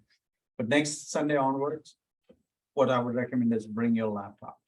Oh, and Harsha, I will point it out when we are ready to do the work that is going to be on the laptop. But typically it's in the third session onwards is where we see it, students needing that. Okay, so don't worry about laptop today or next Saturday. Bring it next Sunday. And then you will be able to connect to the network here. And then we'll like it's doing. The purpose of bringing your own laptop is so that you can continue your work from the home also. That's the biggest reason behind it. Yeah, who does anybody not planning to bring the laptop? Or everybody has? Okay, just let us know, we have plenty of laptop here. You can use it. Gonna be inside on the laptop, Mac. Yeah, you can find everything in the cloud, it's accessible from home. So Yeah, typically most of the software will be fine also on MacBook. There's only like one or two that we may ask you to download the Mac version instead of the normal Windows version. That you go through it and we'll have to let it work some of the configuration. But otherwise it should be fine. Okay. All right. Okay. All right, so let's move on to talk about how the software is built. Now you know what software it is, what are the different architecture or the paradigms that comes around it. Let's talk about building the software. Okay, so one thing that we all talked about, it's an easier when you think about keeping things in parallel with something that we know it. Okay, so let's talk about how you actually build a house, right? And the whole process that people will go through it when they want to build something, where they want to live it, right? And then we'll relate that to the software. Okay, so let's say I'm living somewhere. And then I need to move it to the other city. The first thing that I'm going to start thinking about it is where I'm going to live, right? So I need to plan for that. And when I plan for that, right, there are certain things I need to think about it is two things. A, is it feasible for me to build a house? Or is it easier for me to rent the house? Right? That I need to go through that planning process. If I'm going to be there only for a year or two, right? Probably I'm not going to build a house, right? So, for example, like most of us, when we go to the college, like for example, my daughter just moved to Pittsburgh for her college. We're not going to think about probably building a house there, right? Because it's a short term. She's going to use it only while she's in the college, and once she's done with the college, she's probably going to do. Right? So I have to start making certain decisions versus if I'm like it's living here and the whole family was moving, then it's a different decision that I need to make, right? So I'll go through some sort of a planning activity that will make a determination what I'm going to do, right? So the first thing I'm going to do it is planning. Okay. Now, based on planning, I may decide, hey, I don't need to buy a house. I can just rent it and I'm done with it. I don't have to go through any other process. Right? Versus if I decide that, hey, I need to build a house, then I need to start thinking about what kind of house I want to build it. Am I interested in building a townhome? Am I interested in building a standalone house? or I'm gonna go ahead and purchase something that's gonna be in a bigger apartment style complex, but then staying in the downtown, right? So I need to start thinking about doing some analysis of what kind of things I want, right? So I need to do analysis. Okay. Once I analyze this, right? So this will involve things like, hey, you know what? I really enjoy a backyard. So I'm not gonna go into multi-story building, which is not gonna give me a backyard. I want someday, I want like sit down on a patio, enjoy my coffee in the morning. That means I'm gonna go out in the more suburban area. Great. What else I need? You know what? I wanna like it separate, like it's because kids get together, watch movies and stuff and that. They make a lot of noise and I like to go to bed early. I wanna separate it out. I wanna like it's have a 2-story, but on the first 1 story, they all can hang around. And then we go, like if I need to sleep, I can go down. So there will be some sort of decisions that I'll make it and I'll analyze this. That'll tell you exactly what kind of house and what kind of guardrails I'm in. Okay. Once I do that, I'm gonna do it. I'm gonna probably go hire an architecture firm, right? And say, this is my requirement, or a builder, right? This is my requirement. Can you design the house for me? What are my options? Can you design it and I can see it through it, right? So the next thing I'm gonna go is a design.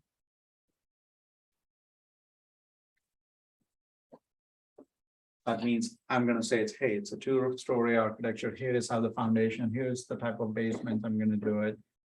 Here is type of shingles and everything I needed. Oh, by the way, I can't just build willy-nilly. I need to go to wherever count is, need to get their approval, make sure my architecture complies with all of their standards. Good. What is the next thing you do? Testing? I haven't built the house, it's still on the paper. Right, I need to put in some work to build a house, Yeah, build the house now. right? So I'm gonna implement my design to build a house. Right? So the builder is gonna take that design, gonna start building the house. Okay. Along the way, I need to make sure the house is built fine. That means when they pull up the frame, is it the frame sturdy? Right? And if you're familiar with some of the house building aspects, right, that goes it into probably every country, not just this country, every country. Whatever the county you are in, you're going to send an inspector to make sure the house is built according to the design that you build it. And they're going to do this testing, right? So they're going to go ahead and, as Monty said, they're going to do testing. Okay. If things is not right, they're going to tell back the builder. Builder has to fix it. Okay. So the builder is going to build it. They're going to take a 6 months, 8 months, whatever the amount of time. Nowadays, a year plus, right? With all the supply chain issues, it's going to take that much time. You're going to test it. Okay? And builder is going to test it, right? And at some point, the builder is going to say, you know what? I'm done. The house is built according to the design and the blueprint that you did. What is the next thing you're going to do? Inspect, right? So I'm going to go look at it through it, right? And I'm going to make it says, hey, is the house acceptable to me based on the design and analysis, right? So I'm going to run what is known as my acceptance testing or acceptance criteria, right? Inspect, whatever the name you want to give. I'm going to do that. Great. I accept it. What does that mean? I'm writing the check. Right? Technically, bank is writing the check, and I'm kind of giving away my life 30 years to keep paying them, right? But that's what's happening at that point. I said, I'm going to go ahead and move in. I agree that you build it according to what I asked for. Okay. What happens after that? Maintenance. No, not finding the defect. Maintenance, right? I'm going to live in that house, right? Every so often I need to paint it, I need to make sure it's clean, vacuum, whole 9 yards I'm gonna do it as I'm maintaining the house. Yard, okay, all the weeds comes in, I'm gonna pull it, maintain the yard type of thing, right? So at that point, I run into maintenance phase. Okay. And at some point, I'm gonna decide, it's great. Remember, my always desire was I want to sit down on the back porch or patio and sip on my coffee. So at some point, I'm gonna say, let's go ahead and build the patio. When you start building the patio, that's for planning, and that's different requirements. How big the patio I want it. Do I want it attached? Do I want it detached with a pergola? All those requirements get set. And then I design for that patio and follow the same process, right? So I go through the same circle again. Right? And I keep doing till I decide that, hey, you know what? I'm gonna retire the house or sell it off and I want to move out of that. Right. Then I go it out and get out of this cycle. Right. So this is my life cycle for a house, right? Everybody with me? Simple to understand, you related? Okay. So let's talk about software. How does this relate to software? So in a big company, okay, the first thing you look into it is, do I really need a software? So things doesn't start with it, hey, that's a cool solution, let me build a software. Now, the business is all at the end of the day about is making what makes sense to them, right? So first thing it's going to come in is, if you're doing it all this work, wouldn't it be nice if we kind of have some sort of tool or aids to do that work? That's when it says, no, can we build the software to help us then? Right, so the planning comes in. Just like you talked about buy versus rent, think about, does it make sense for us to build it? Or does it make sense for us to buy it? Or doesn't even need to do anything? I'm going to have only 3 customers. What I'm going to do about automating the whole systems? It's going to cost me more to automate than serve those customers directly through manual. Right? So you're going to plan for it. You're going to justify whether there is a need for building software or not. Once you justify that need, you get into analysis. Oh, I know I need to build a software. I know there is a benefit, a business benefit for that. Now, what should be the capabilities of that software? What are the features it should have? Okay. I need to start listing it out all those features. Example, where should I be able to access from it? Is it only when people are in my office? Or can they access it from anywhere while they're on the home, where they are on the move? Do I have only one office? Do I have multiple offices? How does that thing comes into play? Right, so I will identify all the features and capabilities that I need to do it in my analysis phase. Once I identify all of the analysis, or at least core component of my analysis of what's needed, I need to start thinking about how I'm going to build that software. For example, what kind of architecture am I using, right? I walk you through a whole bunch of architecture. Is the mobile architecture make sense when the system is never going to be accessible mobile or remotely? Doesn't, right?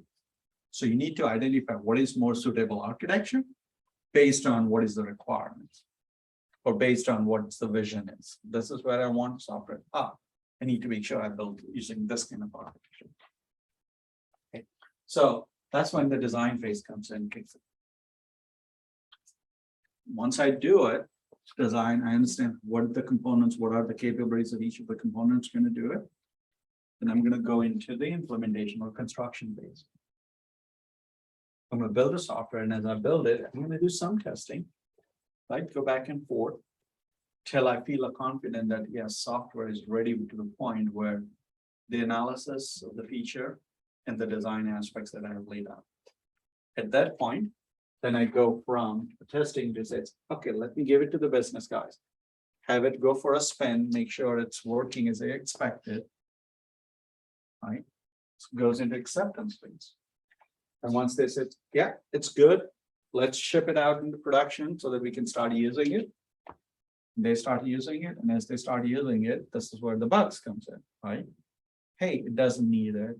It needs a bugs, or I need to back up this, all of the data, so I need to bring it down. I want to do backup, whole 9 yards comes into it. So that's all maintenance activity. Till a point that you come in and says, hey, you know what? Now it's time to build additional features and functionality in the system, or expand the capabilities of it. Oh, let's go through the planning phase. Does it make sense? What do I need and so on?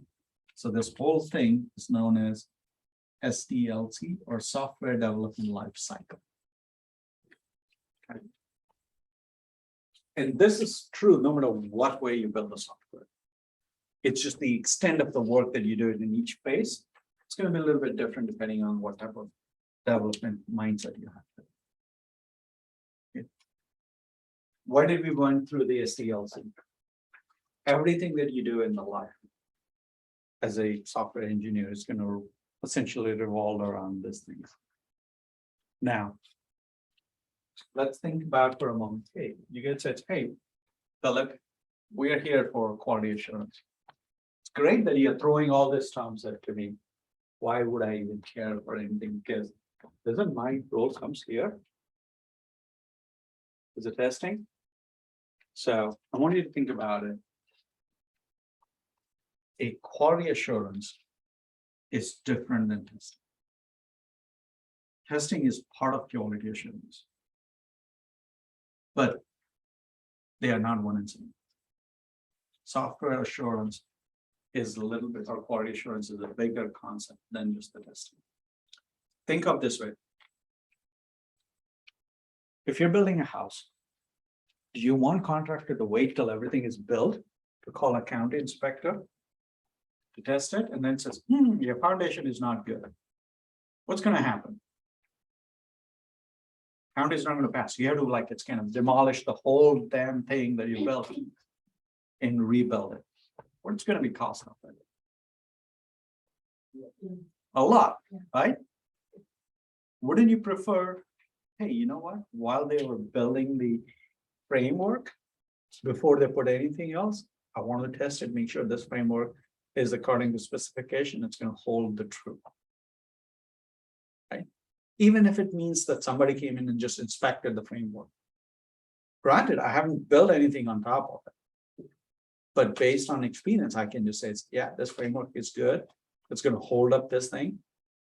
Right? You use the right sets of anchors, right sets of the nuts and bolts. That's going to hold that weight. It's going to hold that so it doesn't sway it accordingly. Right? Same thing with the software world. If they build everything and give you, and you find a whole bunch of bugs, it's too late. Everything is already built. If they're to fix it, some of them have to go back all the way to the analysis phase.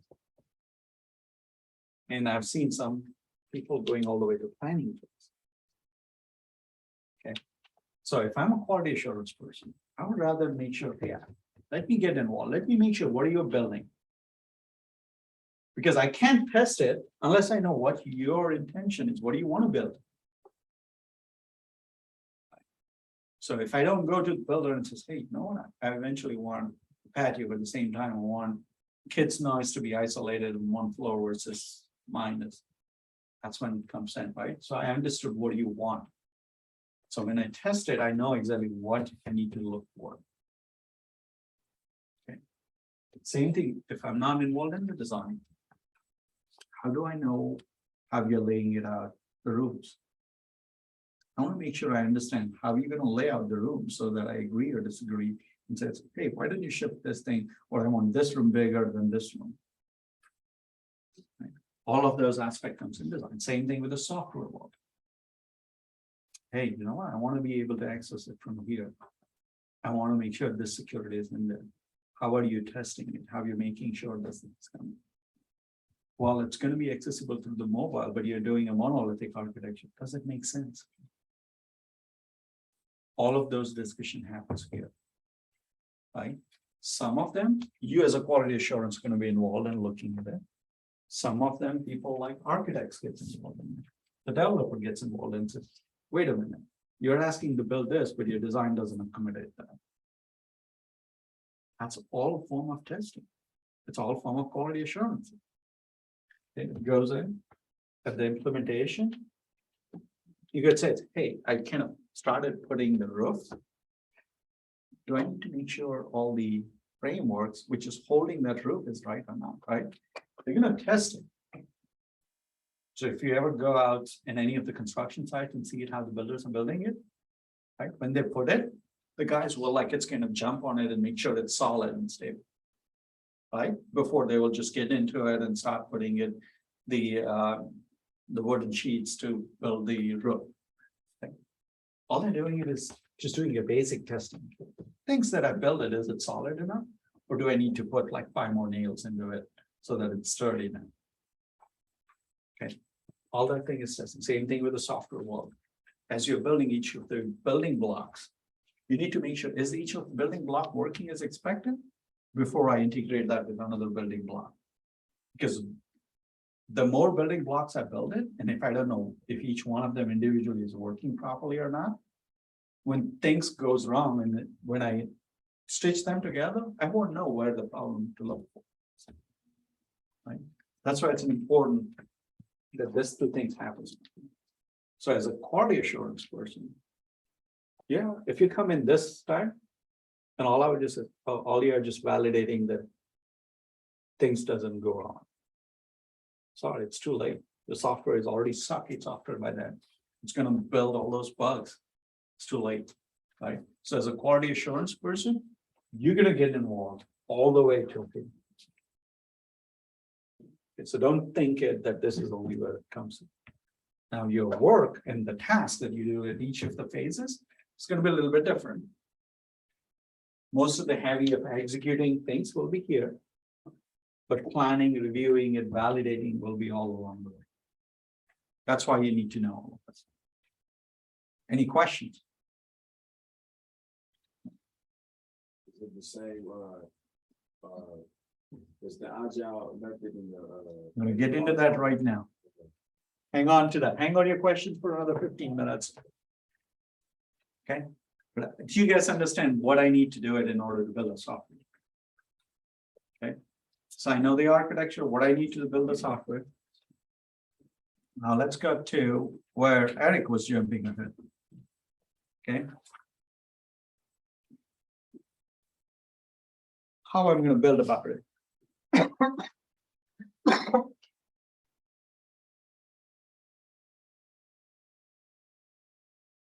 So let's go back to the house analogy. Right? Once I decided I want to build a house, I want to build a 2-story house, let's say. I'm gonna hire a builder to do that. Okay. If I had 3 different builders, will they build exact same way? Most likely not. They're going to use different process, right? Somebody will just say, hey, I'm going to build a framework, and then I'm going to run a drainage system first or a plumbing system first. Somebody says, hey, you know what? I'm going to build the framework. Then I'm going to just essentially build all of the components for electrical system first. I'm going to drill all the holes.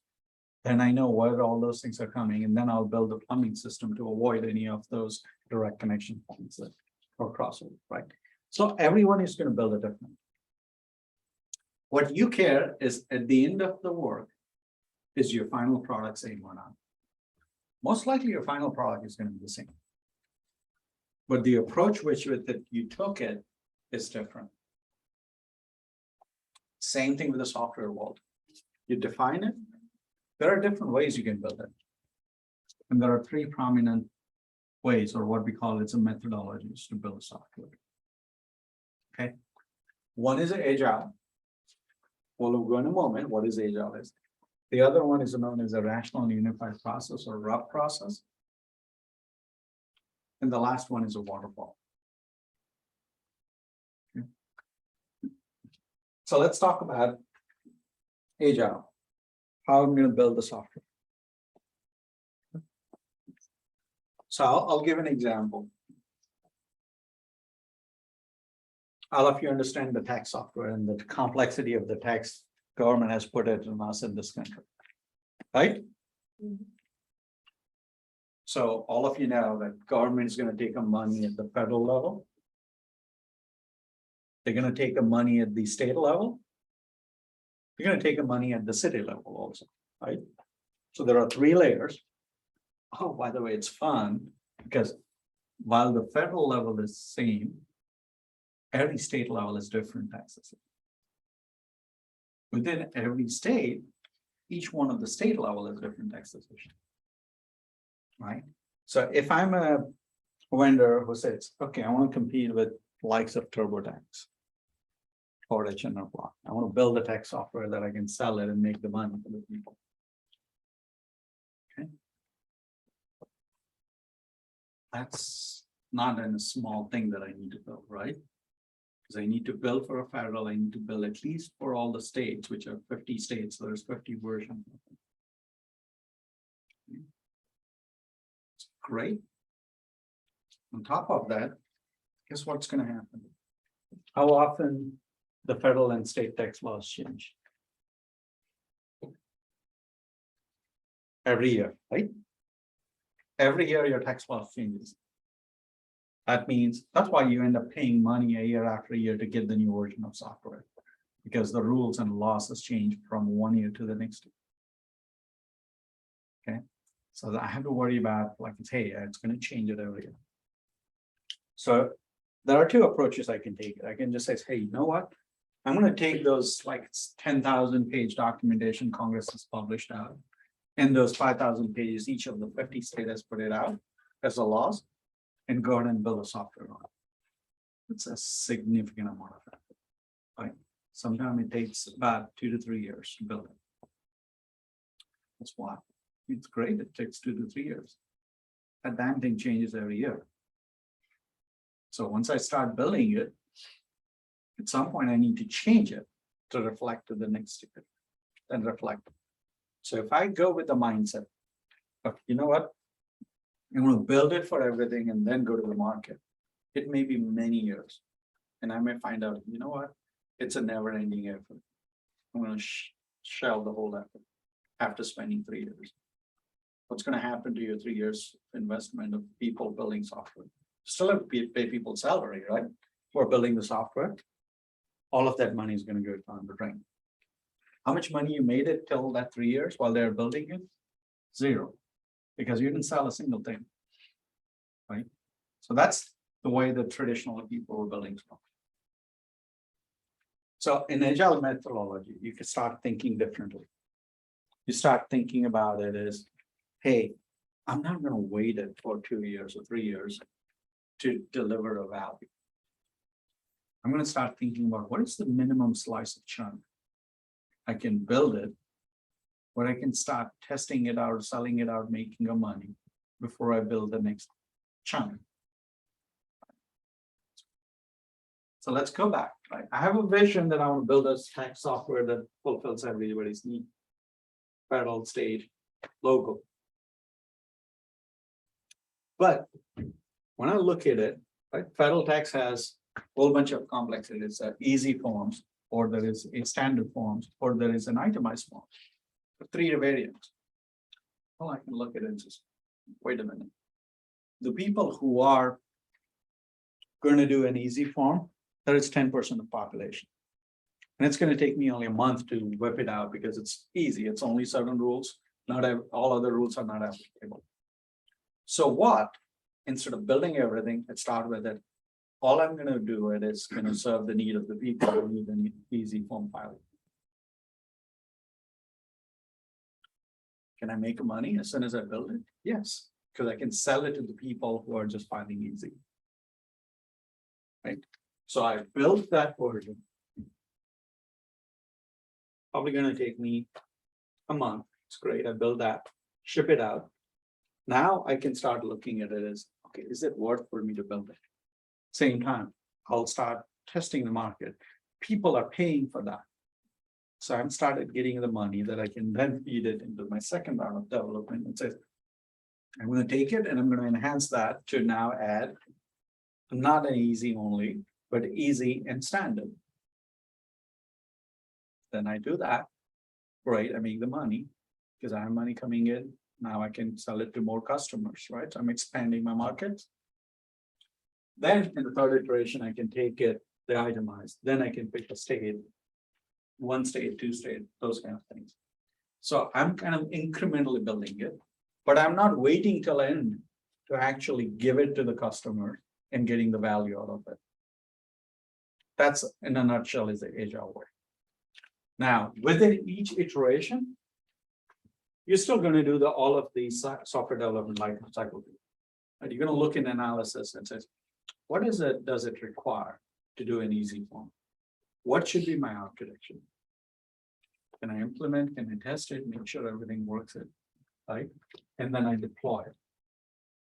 Then I take it next slice and start do the same thing over again. So that's the Agile methodology. They are doing an iterative way to do it. Typical iteration is anywhere between 2 to 4 weeks. Is what the industry has kind of gravitated and started doing it into it. Because that's a small enough where you can actually deliver some value and do that. Now, there are companies which has become a mature, like so Facebook, Microsoft. How often do you think they are releasing it, their iterations? Every hour. In fact, like it's Microsoft does every 30 minutes. All of that. Whole life cycle, boom, out in production. There are multiple teams running each iterations, right? So you may say each slice is 2 weeks, but there are multiple slices of work being worked and all of them gets released. Okay, but that's an agile way to do it. Typical what I've seen in industry is not the level of what sophistication Microsoft does. It's more common is a daily or at the most weekly. Okay. Then the second method is the rational unified process. So this is essentially came in typically when the large projects needs to be built. It came out from IBM. It used to call it rational, which was a separate company that IBM bought in. It becomes an IBM's process now.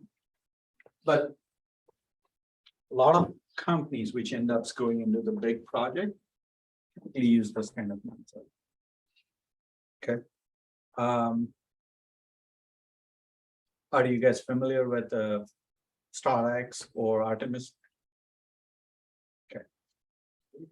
So, do you guys know Elon Musk? Yeah. Have you guys heard about him? Yeah. So he has 2 companies, right? One is Tesla, other one is SpaceX. As part of SpaceX, they have like a Star Constellation program, which essentially their goal is to go to the Mars. Yeah. They're incrementally building it to do it, right? That consider a big complex program, right? It's not going to happen in a week or 2 weeks. You can't do a 2-week iteration and releases on those, right? That's an example. The other one is NASA is working to send the humans back into the moon and Mars, right? The first launch is on 29th of this month. So they need to build and test complex systems, right? And then eventually deploy that. So for those kind of complex systems is when you do it like raw development methodology. Another example is the fighter planes or the Boeings when they deliver the new aircraft. When it's a new aircraft, it's in like the 7 cities or 7, 8 cities, right? Not in each individual, but when they're building a development of a whole new aircraft. So what they do through it is they go through into 4 phases. They go with the inception phase. So this is where the brainstorming, innovation, the idea comes in. Then it comes in elaboration where they go and say, okay, how I'm going to take that concept, I'm going to elaborate it and going to deploy that concept, right? So then I'm going to build that concept. Okay, and then eventually I'm going to put that into production. Okay, so when they're building a brand new plane, they come up with an idea, conception, right? And as part of that, they do a lot of modeling and say, is there a market going to be sustaining that? Is there enough companies or airlines which will buy that plane? Am I going to make the money? Am I going to be visible? is it even feasible? Right, so I'm gonna do some sort of business modeling. We're gonna put a lot of requirements to understand what it is, the market, what kind of plane they're looking and where they're looking. And I may do one or two iteration of those things, just within that. Remember, there's nothing out there yet, it's just, I'm kind of testing it out. Then I get into elaboration phase. That's when I validate it and says, okay, do I have engines that's gonna power up that plane? Do I have a electrical system that's gonna connect all of that? Do I have a computer system that's gonna do that? Do I have a landing system which is gonna take care of it? Do I have a system that's gonna communicate it back and forth and track the aircraft, communicate with the control towers and so on, right? So I'm gonna elaborate all of those, and as part of that, I'm gonna do some analysis. Sometimes I'm gonna do some sort of prototype building or even engine building where I can test it out. Right? I may do a multiple iteration of building out an engine to make sure that it works the way it's expected. I don't have the plane yet, but I have now started building out the components and validating. I'll do a whole bunch of air tunnel testing to make sure whatever the design or shape that I want for the aircraft, it's going to sustain, right? It's going to take off from the ground, the weight, right? So if I don't have a strong enough wings that can generate the enough jet power to take it off the ground, that plane is grounded right from the beginning. It's not even going to work, right? So I'm going to do all of those elaborations in that phase. All of that is software, right? All of the modeling, all of that. I'm going to collect all those data, instrument it, and do that. Then it goes into construction phase. I'm going to take that, I'm going to start building it. Testing it, right? So that's where you're going to see a lot of implementation is going to happen. By then, I'm kind of more or less done with the business modeling and initial requirements collection. It'll still be changing as I learn new things. I'll probably fix it, but I'm building all of that. Okay. I'm going to get a lot of change management, right? Hey, you wanted this, but I'm building this because of this. Then you go into transition phase. That's where you're going to see it testing, you're going to see quality assurance, you're going to do a lot of management in that. Okay, so that's how it works in the software. Another example is about 3 years or 4 years ago, or a little more than 4 years ago now. The federal government called it is ACA program, right? Or a healthcare program, which is a marketplace for affordable healthcare solution. To build it, it was a massive program. Needed to integrate a lot of providers, right? Whether it's United Health or like if you're Aetna or Anthem Health or all those healthcare providers, all of the hospital providers, to electronically all of the medical records so people can just interact with all of that. Required all those kind of phases. It's all software.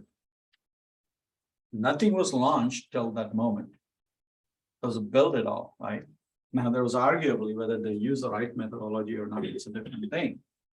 Because as soon as it got launched, they had to shut it down for 2 months because it couldn't handle anything. And didn't work as expected, right? So they use this methodology. Probably they could have done a little bit better on their iteration during the construction to make sure everything worked fine. But that's a different thing, right? So what you're going to see it is your final product in a RUP, it's not going to release it all the way till the end, but you're going to start seeing bits and pieces of the components along the way that are being built, and each of the component may still go through iteration and multiple testing before it bring the whole product together.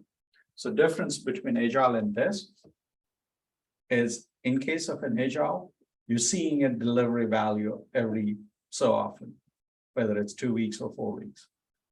In RUP, you're going to see a components and parts of pieces that you could potentially use it, but not use it as intended product throughout the cycle. But the actual product, it will be at the last point. Right, so that's some things, think about it, right? The SpaceX is doing, they started building it first a supply vehicle to the International Space Station. Now they're sending humans to International Space Station. The next they're going to go to the moon with that program. Like incrementally doing it. Did I finish my project of going to the Mars? No. Did I make the progress along the way that people can use it? Yes. That's the difference between the RUP versus the Agile. Any questions on this before we move to the third one? Okay. The final one is a waterfall methodology. Till I would probably say it's about 5 years ago. Pretty much majority of the world was using the waterfall or RUP. There's very few companies which were using it now. The difference is here, if I were to just say, hey, you know what? In the tax software example, let me collect all of the requirements first before I can even start doing it a design mode. It's great. I collected all requirements, spent like 5 months collecting all the documents, understanding all the documents, did the design. Oh, it started in June. So by the time I started with the design, the requirements changed because the federal government changed the laws. And oh, by the way, the government keeps changing the laws pretty much every so often, doesn't get applied till the next tax year, but it does change it. So as they change it, I started the design work. Now my design work is valid? No, because they changed it. I need to go back, understand what changed and what the impact is. So every time I make a progress and if anything changes, I jump back all the way. So the only way I'm going to make a progress is like normal waterfall. So if you look at waterfall, right, it flows only in one direction. The moment you take some water and put it back at the top, it's not going to jump and go to the next one. It's always going to flow back the same path that it traversed before. Okay, so I did complete requirement analysis, I did the design, I started coding, things change. Guess what? I'm going to go look at the requirements. Is what changed? Does it impacted my design? Then I can change the code. And I do the testing. And then deploy. Okay, so waterfall is that. The big problem with this is where are you delivering the value all the way to the end state? Okay. So if at any time I say, hey, this is very expensive and I cut the project, and never delivered any value, I never made any money. But that's how most of the projects used to work. Because part of the reason is the way the product was delivered before was the big companies will come up with the ideas, they will build a product, and they will simply tell you, here's the product, go use it. Take an example of banking, right? People will only have a choice from here are the 5 things that the bank offer, and that's all I can use. Switch nowadays. Okay, I have 2 college going girls. They never go to the bank. They've never been to technically they've been to the bank to open the account, but other than that, they've never been to the bank. All of the work that they do it is completely online, including giving, they don't write checks. In fact, they don't even have a checkbook for their accounts. They share it with whoever they need to give it. They use it either Venmo or Zelle or those kind of transactions to do it. Right? They are the ones as a consumer defining what products banks needs to do it. So the banks that earlier used to go through this waterfall and says, oh, it's going to take me a year to deliver you this capability. Guess what those kids are going to do? You can say, I'm not going to wait for the year to keep going in the bank and writing the checks. There's another company which offers this capability. I'm just going to go with that. That's how the Venmo came, right? It was never a bank. It was just a platform to exchange the money. That's all it came. Right? So because of all of those kind of demand-driven requirement to change your product and deliver your product, the companies have started shifting into Agile. Because now they can't wait for a year to do it. Think about it, right? Most of the Silicon Valley companies now release it, get the software in the hands of all the developers or people. They use it, They give the feedback and then they trade and build a newer, better version, right? Started with iOS 1. Not probably perfect and greatest version, right? In fact, how many of you know it crashed it during the demo? And nobody ever knew it. It was all ponytail, only certain things that they told Steve Jobs during the demo. But you just stay, do only those things. If you touch anything else, it's going to break. That's how the demo went. That's how the iOS one went. But what happened? People adapted, right?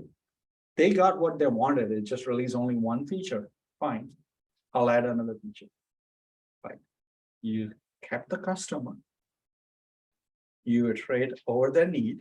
You didn't put a huge investment. You took their input of what they are looking for next, and then you focus your investment in that.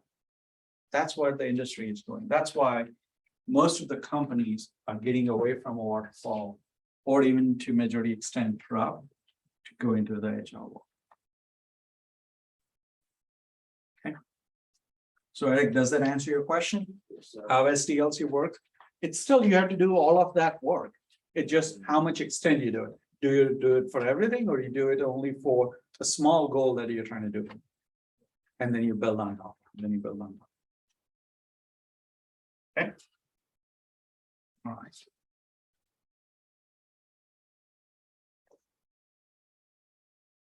So this goes back to the point that we were talking about. You can't think quality assurance as testing. That's very misleading things that people talk about, including a lot of job posting will talk to you that, hey, we want a software tester or testing jobs. In reality, yeah, testing will be measured if you work, but they don't want you to be just executed the test. They want you to get involved in an overall quality assurance program. That's why I would like to call it, yeah, people may tell you a tester, but you're a quality assurance person because you're doing way more than just testing. Okay. All right. Now, let's go a little bit more into the SDLC drill down, right? I wanted to give you a little bit insight of how the planning happens, right? But then we're going to spend a lot of focus on analysis and how, as a quality assurance person, you can involve into the analysis. Okay. So, as I talked about, right, at the end of the day, the business goes through planning process to make a decision whether it's worth for them to build the software. Okay. Going back to analogy, let's put the software development aside for a moment. Let's look at what is the business needs. Okay. So I'll give you a scenario from a business point of view. Okay. So think about it, I'm a small bookstore company. I have 3 stores and 1 warehouse, and all in one city. Okay, that's all I'm doing today. And all I do it is I sell the books. So a customer comes to my store, and then like it checks it whether I have that book or not. If I have that book, that I kind of sell it to them, close the deal, get the money, move. Simple problem, simple thing. Now, let's take an example. I'm not a very well organized person in the business, right? So my stores keep getting a whole bunch of new books every time, and all of them gets piled in. Okay. When a customer comes in, I will go through all that pile to answer a simple questions. Do I have that book or not? Okay. All manual, nothing to do with the software. I'll go through the whole pile, look through it, and then tell it. And let's say, for sake of example, since it's a big warehouse, it takes me about 8 hours to go through the whole pile of books to answer a simple question. Do I have this book or not? And if I don't have a book, I encourage my customer to go to my other store in the city. It says, can you go look at that? They will probably have it. So I, being an honest and loyal customer, I just go from one branch to another branch. Right? You go to the first branch, takes 8 hours, and answer is no, I don't have that book yet, but the other store have it. So I go there, they look through it, take another 8 hours, and says, oh, we don't have it either. But we have third store. Why don't you go there and get it? Look through it another 8 hours. He says, I don't have it. Let's just go to the warehouse. Warehouse takes another 8 hours. Okay. So to answer a simple question of, do I have this book or not? I spend 32 hours. Right? That's my business problem. And I said, how can I make things better for both for customers? But at the end of the day, I care about customer less than I care about me making money. Because I'm a bookstore, right? Because if I'm not going to make a money, why even bother for anything? I'm a for-profit company. I'm going to be much more selfish. Okay. So I go through it and it says, can we make it the process of finding a book more easier so that it doesn't take that long? I want to make it simple, easy process. So it's okay, why it takes that long? I have to go through every time anybody comes in through all this file. So can I make it simple and easier to find a book? Right? So one thing I can do is, okay, great. Why don't we arrange the books alphabetically? So when somebody comes in, the process to find the book is much more easy. I go through it, as long as it's not in that section, it's not going to be here. Right? So maybe the process is simplified. Doesn't take 8 hours, but it doesn't take even that much effort, right? So when a process improvement, it's all about it. Does it take less effort to me? So I take less effort because it's shorter. Great, then my goal is served. So if I do it, that's called a process improvement. All I want to make it is easier to find the book. Simple. But then I also think about it as, okay, it's one thing, but what if I go with a different mindset and says, you know what? It takes one employee 8 hours to find the book. And if they're serving a customer, one customer a day, that's an 8-hour day. What if I want the same employee to be able to help 2 customers? So I'm asking the productivity go from 1 person to 2 person. And in order to do that, I'll it's kind of organize the book into alphabetical.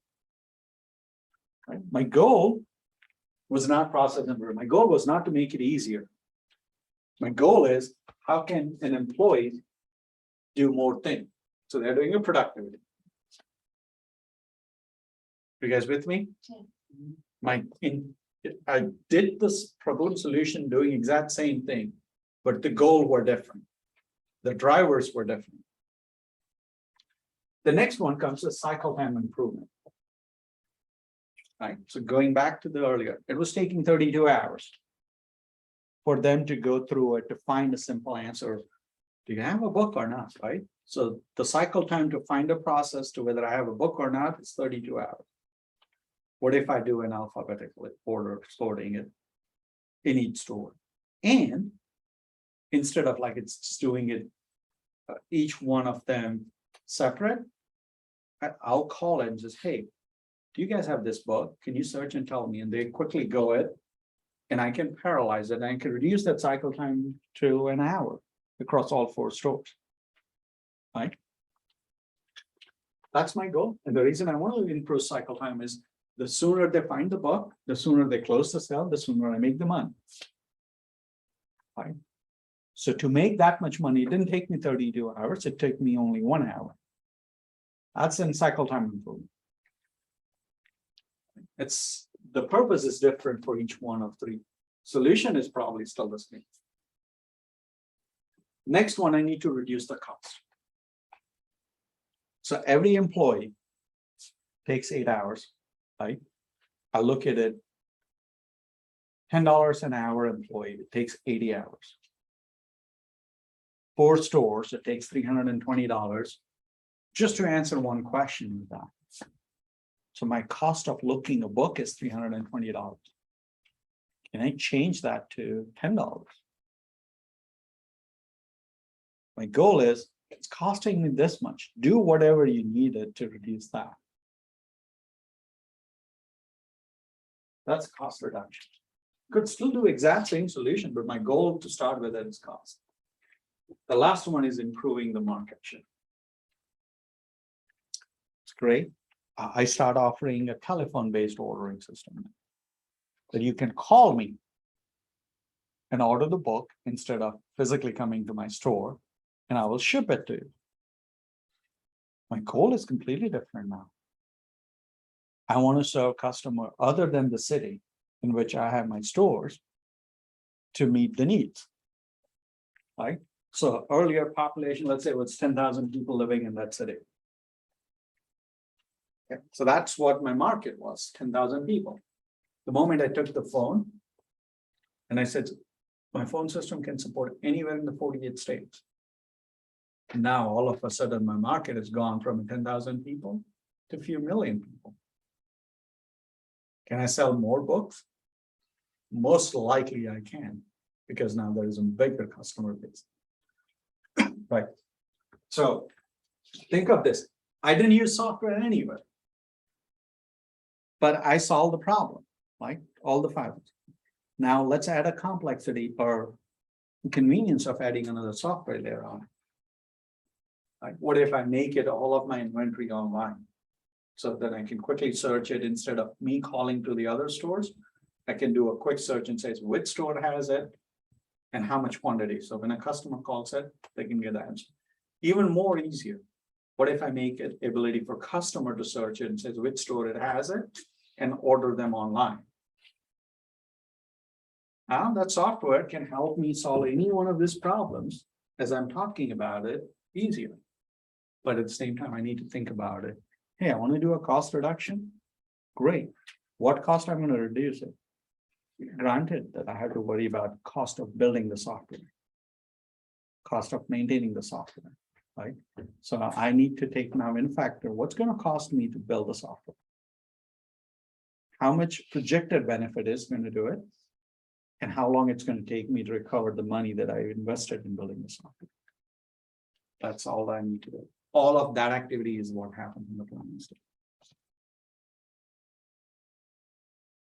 It's good.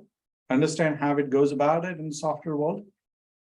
It's not, doesn't start with the software, it starts with the business problem. Okay. Well, we get the requirements from the business and the business. Yes, your business, and not necessarily business analyst, a lot of times business problem identification comes at the leadership level. Or from your customer research level. What is the problem? What are you trying to solve? Okay. So here's what we're going to do. We're going to do an exercise. Okay. So I want you guys to think about, here's the 5 main reasons. So when you categorize any business problem that people try to do it, it's going to fall into one of these 5 categories. Sometimes the solution that you provided may impact more than one category. But from a business point of view, there is only one in one category only that they use it to drive the need on the planning. All the other ones are additional benefits. But what is the one main reason for which you are building software? It's going to fall only one of these categories. Okay. So what we're going to do is we're going to do an exercise. So this is your first test of reading and observing it. As a quality assurance person, you need to start reading it, understanding it, identify the key themes behind it, extract it, and share your understanding. Okay, so we're going to do a business problem identification. So in your handbook, as well as online, okay, if you pick it up and flip the first tab, right after all of slides, you have this particular exercise. It'll tell you a business problem. Okay, for online, Herschel has sent you a link In the chat. in the chat. So go ahead and pick up that link. Here is what I want you to do. Listen to the instruction first before jumping into it. Okay. I want you to read this particular business problem, which is not big.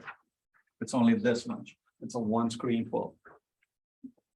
I want you to read it, understand what it is trying to do it, and identify based on this problem that is to talk about, what is the purpose? Remember I said, these are the 5 things. So if I ask you a question, after reading that business problem, what problem they're trying to solve it? Are they trying to do it a process improvement? Are they trying to reduce a cost? Are they trying to do a cycle time improvement? I want you guys to figure it out which one is the primary one. Okay, so I'm going to give you about 7 minutes to read through it by yourself. Okay, and then pick, what do you think it's a primary driver? And then we'll have the conversation. Okay, are you guys good? What I'm asking you to do? All right, so The online book, I give the folder link. okay, so there is the link. Under the link, there is a slides which gives you the project. And what I'm also going to do it is for the online folks, I'm going to actually leave this problem statement up in the share so you can look at it also. Okay. So it takes 7 minutes. Right now it's 12:07 in this clock. I know this clock is 5 minutes ahead, but I'll give you 7 minutes to read through this thing and then figure it out. What exactly is the problem? Okay.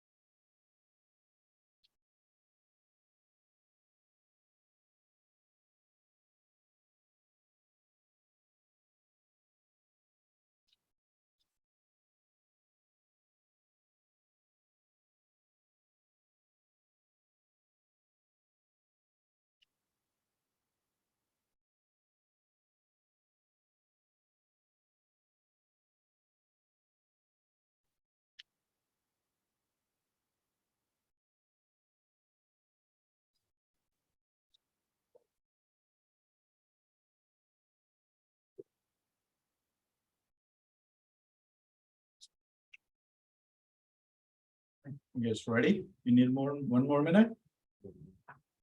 All right. What about online? Are you guys ready?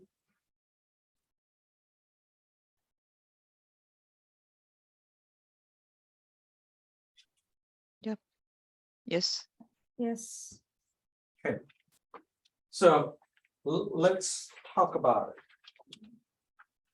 it. So what I've done is I've kind of categorized all those 5 problem types here. What I want to do it is I want to let's go through it and figure it out what we think about it, right? So how many of you, after reading this problem, are saying that the main problem they're trying to solve it is a process improvement problem? So raise your hand. 1, 2, 3, 4, 5, 6. And then online, if you can essentially share, there is a feature called hang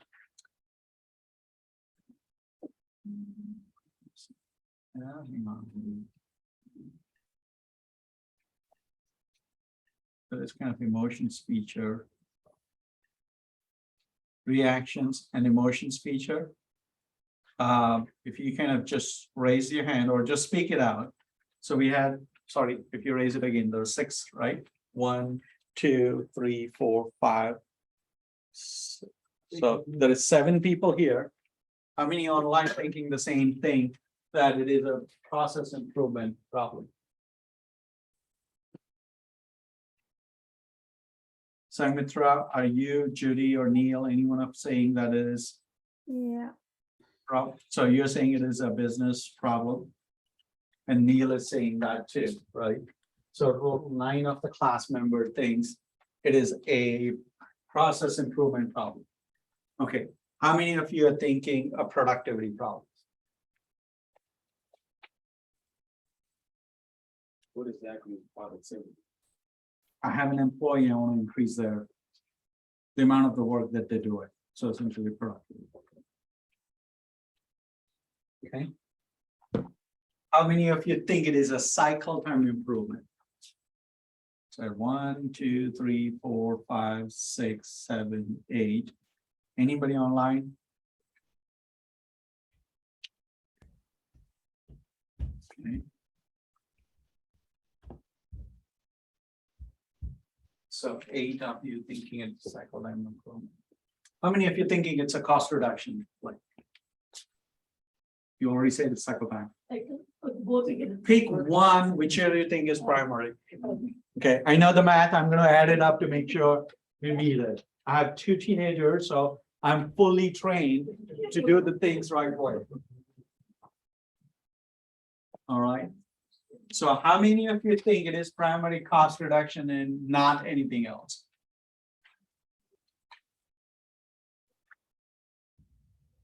All right, nobody. All right.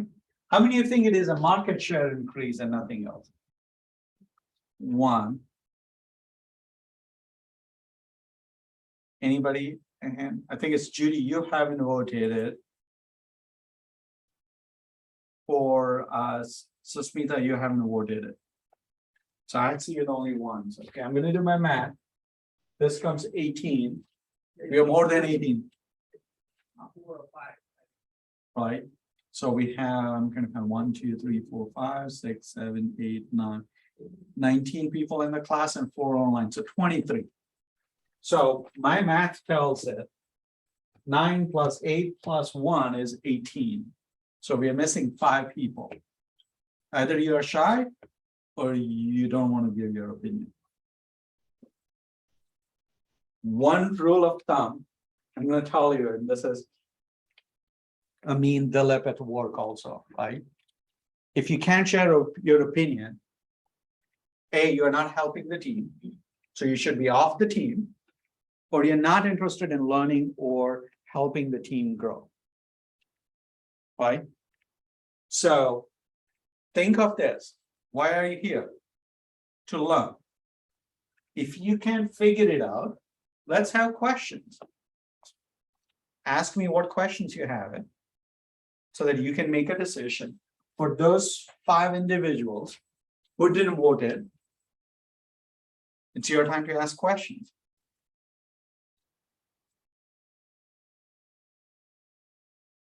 And if you don't have questions, I'm expecting you to raise the hand and tell me which number I should increase here.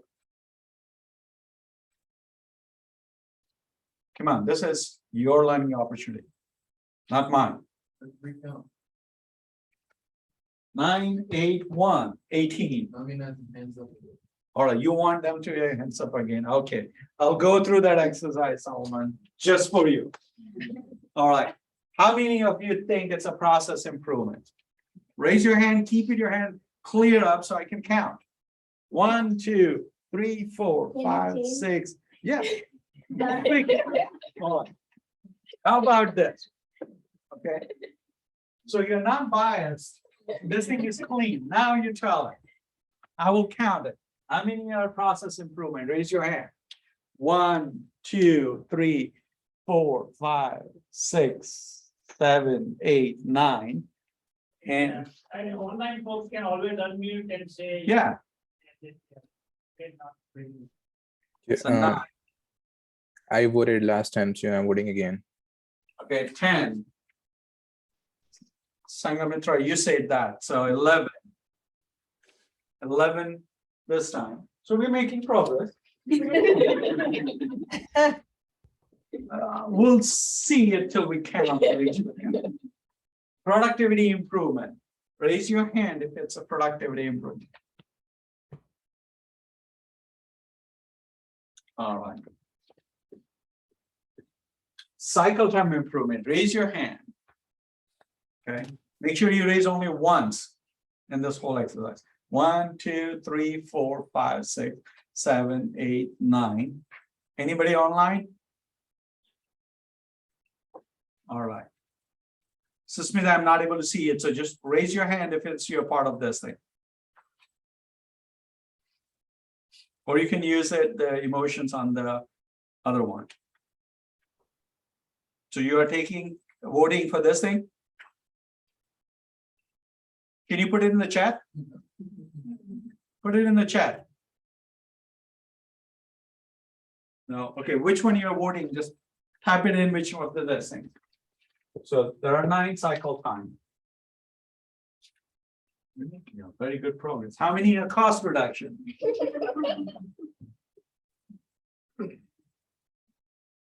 All right. Maybe I spoke too soon. How many are saying market share? 1. Okay, 2. All right. Somebody count for me. Does this make 23?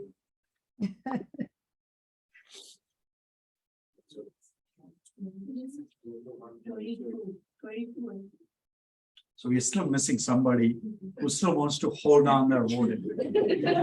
I don't know why it's important to hold on, but I'll let them continue holding their vote. Okay. So we have, I would say, let's start with the 2 major camps. Okay. I want you to, for the people who voted on process improvement, anybody brave soul who wants to share their thought, what kind of things you read in it that made you think it's a process improvement? Go ahead. So first we have,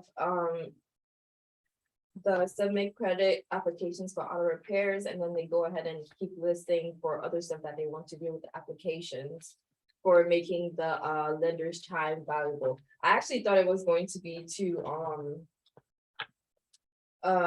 in need for cycle time improvement because of the time it was to the loan approval time by lenders for several days within that week. But then I thought they wouldn't go through all that process with the, listing with A, B, C, D for the applications and the process for the people to actually, submit their application. So if that you makes think it's because of this? No, I think it's before. For Before? the submit credit applications for auto loan repairs, submit credit applications for loans to lenders and track the status of the application and ultimate, well, that's it. This one, Yes. Down, all the way to here? no, all the way until the status of the application. There we go. And then if we read all the way down, they have the listing for the A to So I. that's gonna improve cycle time, Oh, or it's doing a process improvement. process. Process improvement. Okay, I want to make sure I'm on the same page as you are. Mhm. All right. You were sharing something. Who else said that it's process improvement? Do you all agree here? Or do you have any additional thoughts? So I thought like. It said that not a single commercial product exists. I was thinking that there's no process even in place for it. It's like, Okay. That's what I was thinking. So that's why you're thinking it's process improvement? Okay, so there is no process. Yeah, Here's my question. If there is no process, what I'm improving? so we improving. Yeah. Because remember, this is about process improvement. If there's nothing, can I improve anything? No. So it's probably not based on that argument, it's not process improvement. Okay, there are two people online, right? Daisy, you and Neil had said it. What's your thought? The service is not offered on the internet, so the customer cannot apply by themselves. They have to go in the store or the office to apply for the loan. Okay, so that's the process improvement. So you're saying is the existing process is they have to go in the store and you're allowing them to do internet. Is that what you're saying? Yes, Okay, where does that say it in their document that they can access it from internet? well, it says right here that the dealer customer will come into the shop for auto repair and Right. he needs financial. Yeah, so I think A and B says that employee will apply for the customer. Right, so this one, Yeah, but I don't know whether it's a process improvement, what process I'm improving. It's still telling you customer has to go to the dealer shop. well, if they're offering it through the internet, they can apply it themselves. But the business problem doesn't say that they want to offer it through internet. Mhm. It says where in the business problem it says that they're gonna do internet. This is it. My business problem is this. Okay. Yeah. All right, for a moment, cycle time improvement. All those who raise the cycle time improvement. Talk about it. What's your thought? So the ultimately reduce the loan approval time of the lenders. So you're saying this is what the cycle time? Okay, anything else? Anybody else who has cycle time? So I also went with cycle time improvement just because of the last sentence in the first one. It said to ultimately reduce the loan approval time by lenders. But then as everybody was talking, I realized we missed like one crucial thing, and that was the second sentence is currently there is not a single commercial product that exists. So literally everything else would not make sense if we're trying to go with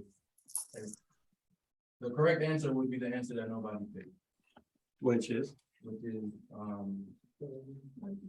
Oh, market share. Well, there are two numbers in. So let's get their feedback. That's the third view that was in the class. So I know you picked it up that.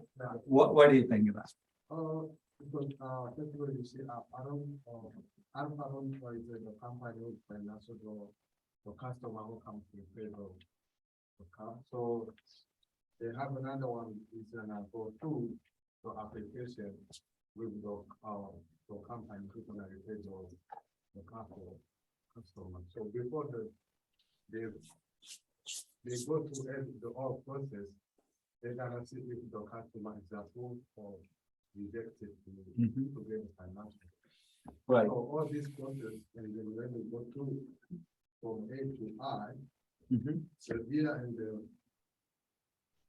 those people who's gonna run the loan for the customer, they will still dealing the application to be approved and to be rejected before they give the financial for the customer. So that's all. Okay. The market. It's yes and no. Who else had said the market share? So unmute yourself online if you have said that's market share and talk with it. I think it was you, Susmita. Oh, she can talk about it. And Judy was for cycle time. So that's what the missing number was. Okay. All right. So kind of somewhat see where you're going, but that's the detail of how it's going to happen, right? I would focus back on what Solomon said. Read the one which is highlighted in blue. Currently, there's no single product in the market. Okay. What does that mean? What is my market share if there's no product? Zero, right? What I'm doing, I'm proposing a solution that will offer that service in the market. So it goes from zero to whoever wants it, right? So that's going to go up. So now, what is the business problem? Let me talk about it. What is your understanding, Solomon, now that you talked about? What is your understanding of the business problem? Describe me. Basically, we just don't have a way for dealers to finance their repairs. Is it for dealers or it's for customers? So customers. It's for customers, right? So take an example. Okay. I need some repair on my car. I go to a dealer. Dealer says it's going to cost me X amount of dollars to fix the car. I said, I don't have that money. What happens? Unless I get the money, dealer is not going to fix it, right? But since it's not a new car, bank is not going to give me the loan, right? Because if you go most of the times, bank doesn't give you loan for fixing. Bank gives you for buying a new car, right? So they don't give me the money. So now I can fix the car, but I need to fix the car in order to use it to go to the work, right? So dealer, when he looks at it, when does the dealer make money? When you actually fix the car, not when they give the estimate, right? Yeah. So the dealer is going to say, look, I'm going to lose the customer. I wish somebody could fund that guy to fix its car, to do that. So all they're asking is this particular person, whoever wants to build this software, says, you know what? I'll build a system that hooks up the dealers and lenders. So when a customer comes to dealer's car shop to fix the car and they don't have the money, dealer can say, hang on. We can put it in to see if the lender is willing to give you money for that to fix the car. Right? So all we needed is you to fill out the credit application. We'll fill it out. We'll send it to the lender. If they're willing to give the money, we'll fix your car. Lender gives the money to the dealer. So dealer makes the money. Right? Lender makes the money because now it's going to charge an interest rate on that to customer. Right? And the guy who's building software would say, I'm going to actually charge for every transaction that happens between dealer and lender. Because I'm providing the platform for them to go through it. That's the business model. That's why it's an outflown.company who will be essentially helping customer to finance their auto repairs. So that's the problem. Everybody with me? What exactly is happening and why it is a market share? There's a lot of other things they've thrown in as the pain points that may tend to believe that they're going to do something else. But there is no process. There's no thing today, right? So I can't improve the market. There is no productivity. Who's productivity? There's nothing. Right? The dealer is still going to take the same amount to fix the car. Right? So there's no productivity gain. All it just says that how fast the dealer can sign up the customers. Cycle time improvement, it's still going to take me the same demand to fix the car, whether it's going to take 2 days or 3 days or 4 days to fix the car. It's still going to do that as long as the funding is there. Cost reduction, is the dealer going to give me a cheaper way to fix it since I took the loan? No, they're still going to charge me the same amount. So the only thing is a market share because it's from Orchestration point of view. Orchestration doesn't have a share today. With this thing, they're going to enter in the market and going to gain a share. So that's why it is a market share. Everybody with me? Okay. A couple of observation points I want you to think about it. Look at the distribution. We all read the exact same paragraph, right? We all had the same bound. Hey, this is the problem. Here are the 5 choices where the problem fits in. Yet we had a distribution across 3 different things. Okay, what it tells it is that A, as a quality assurance person, when somebody gives you a requirement, you need to put an effort to understand what is the intent also. Right? Otherwise, same requirement can be interpreted in multiple ways. That's what this is indicating. Right? So first thing that as a quality assurance person, you need to think about it is understand the context. What exactly you're trying to tell me as a user, what do you want? Okay, that's where you get engaged in analysis phase. Let me read what you're telling me. Make sure I understand what it means. All right. But that doesn't mean I'm going to ask them 50 questions over and over again to understand, right? I want to understand the context. I need to understand what business model you're trying to do it and what problem you're trying to solve it so that I can get the context, what I need to do. Okay. Second aspect, as you read through it, you need to start abstracting the information of what they're trying to talk. Here, we all focused on the problem. We all focused on thinking, oh, it's a dealer or it's a lender or a customer. Nobody captured the point that the person who is funding is Orchestration. And the problem is from Orchestration's point of view, not from a dealer's point of view, not from a customer's point of view. Right? So you need to understand when somebody is giving a requirement, whose viewpoint that requirement is addressing to. Okay. Any questions online or in the classroom? I'm good. Good. All right. So let's move on.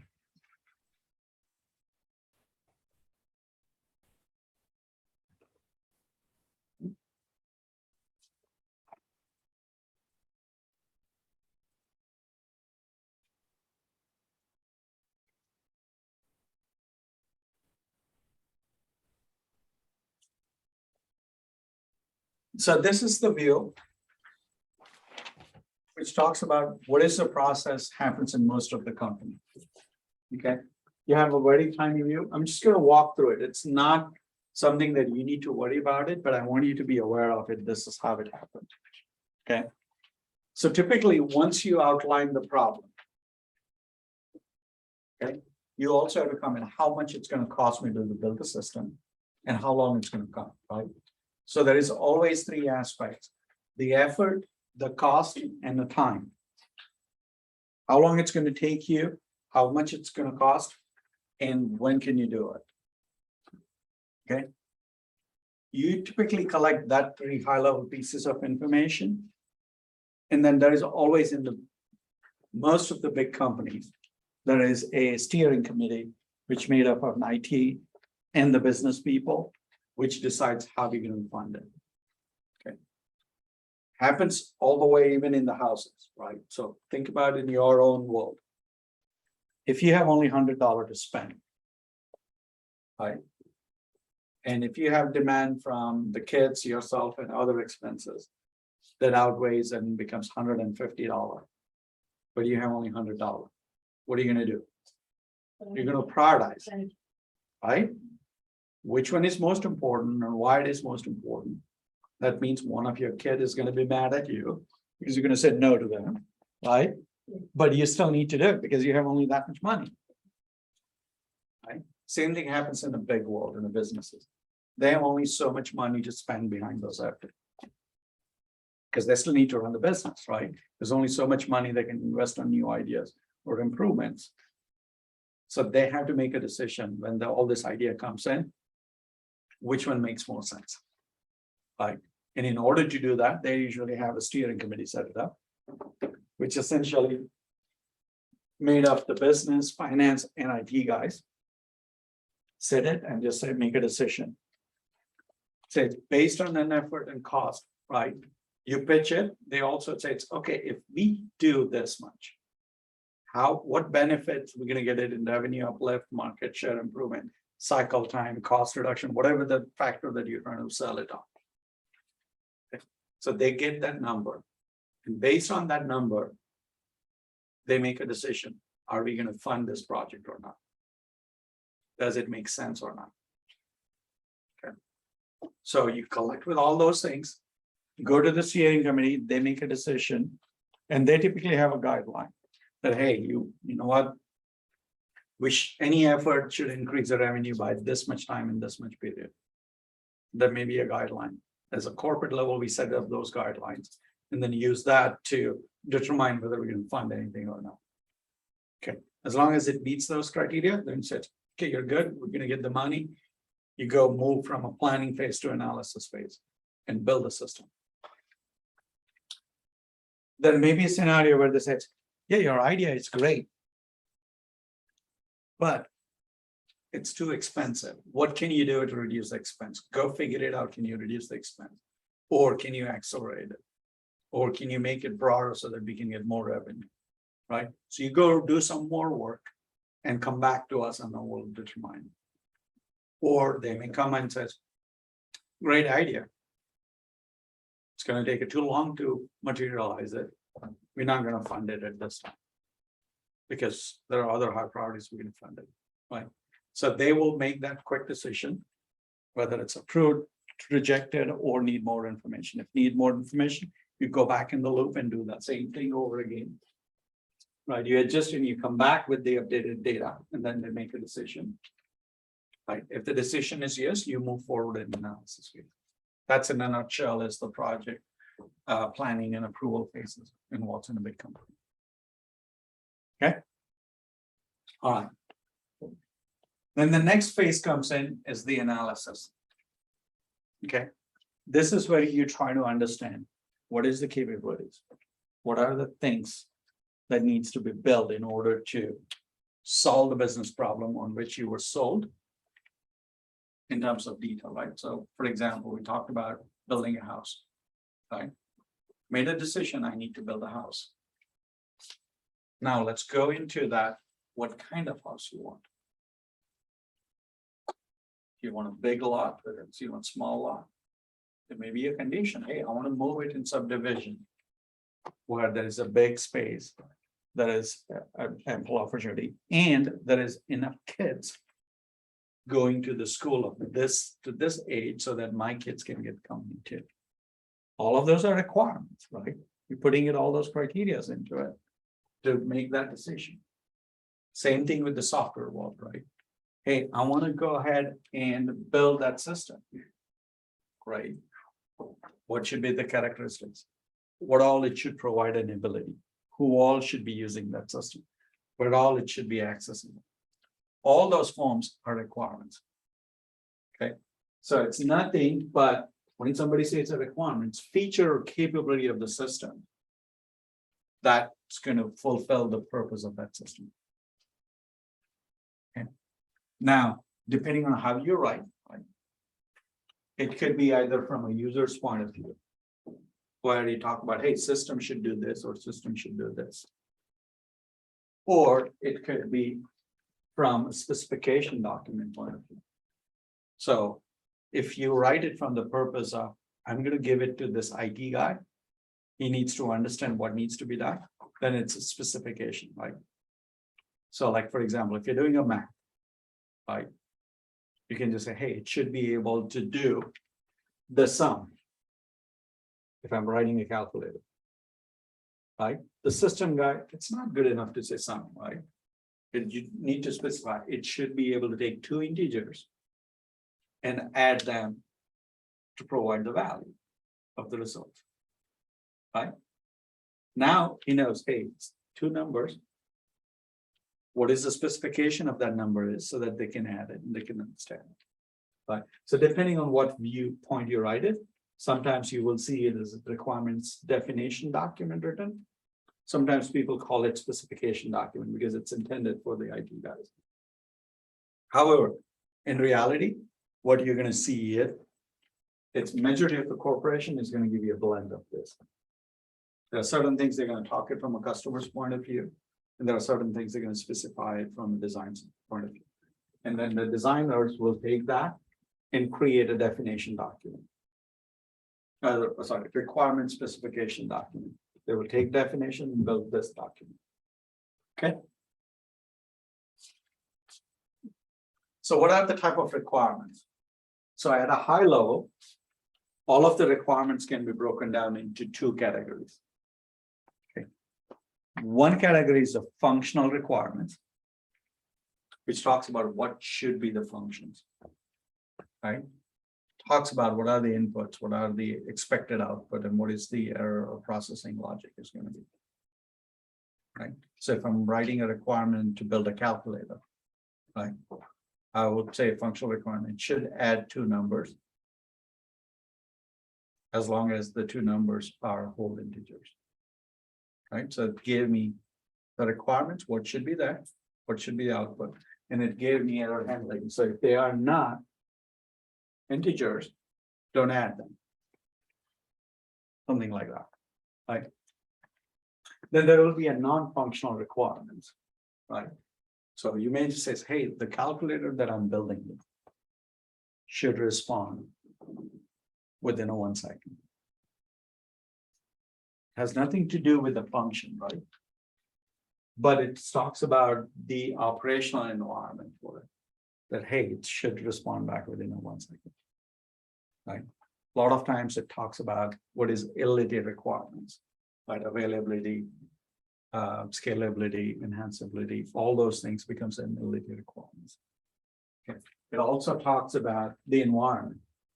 Is it going to be a physical device or it's something that I can fire on a website and get the response, right? What is the environment? It talks about also what are the humans, who is going to access it? Okay, what is their skill level? Okay, so sometimes when you talk about, hey, I want to hire a cashier, or I want to build a point of sale system for cashiers, right? The skill level you can talk about, it's great. It will be cashiers, will be users. Let's talk about their skill level. Is it a high school graduate who is trying to help you? Or it's somebody who has a master's degree, who is trying to help you with that point of sale system, right? Somebody who's trained it. Well, if they're trained it, probably that skill level is going to be high. If I'm expecting it not to be trained, I'm expecting it because there's a high turnover on my cashiers, then it should be fairly simple, right? They should be able to figure it out and go through it, right? Based on that, I may have to utilize some of my usability requirements. How I'm going to build that interface. Okay. Some of the other will be a performance, as we talked about, return response within a second. Like there could be a security firewall, right? If I'm a cashier system, I don't want people to be hacking and change the price, right? It should be secure enough that based on a barcode, that's what it is. And if you have to override it, there has to be certain level of authorization. So all those aspects comes as part of what we call as a non-functional requirement. Okay.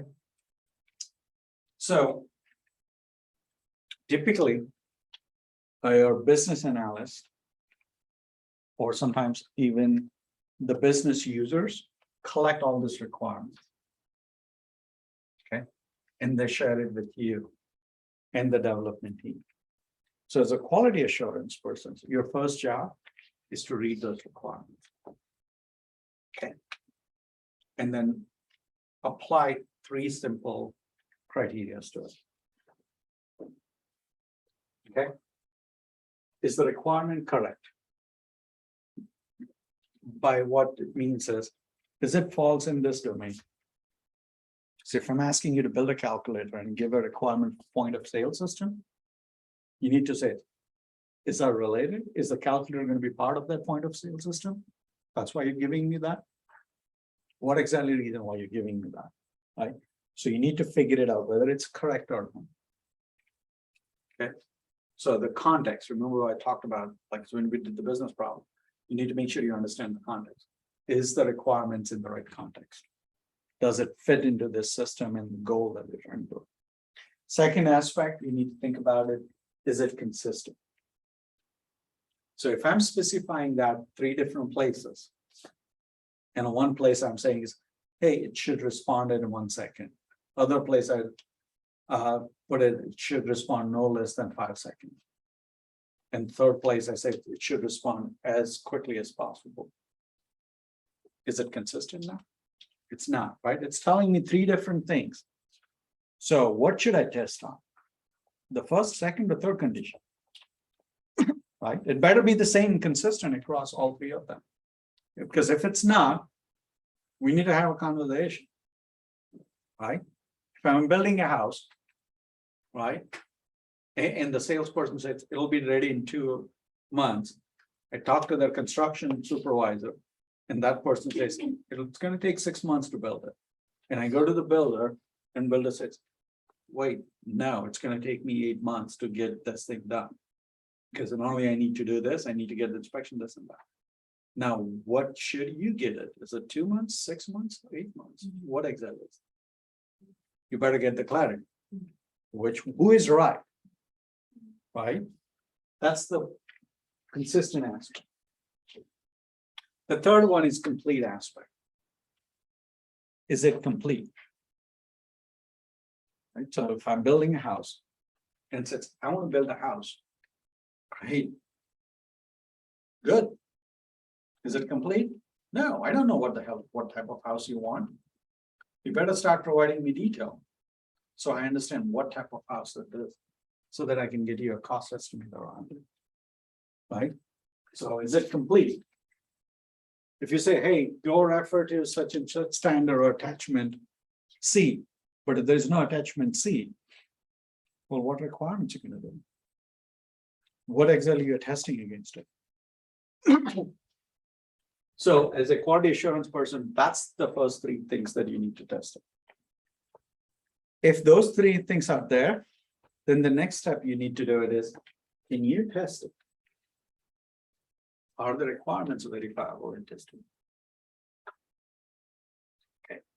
So if I say, hey, the system should respond in 5 milliseconds, is there a way for you to test that?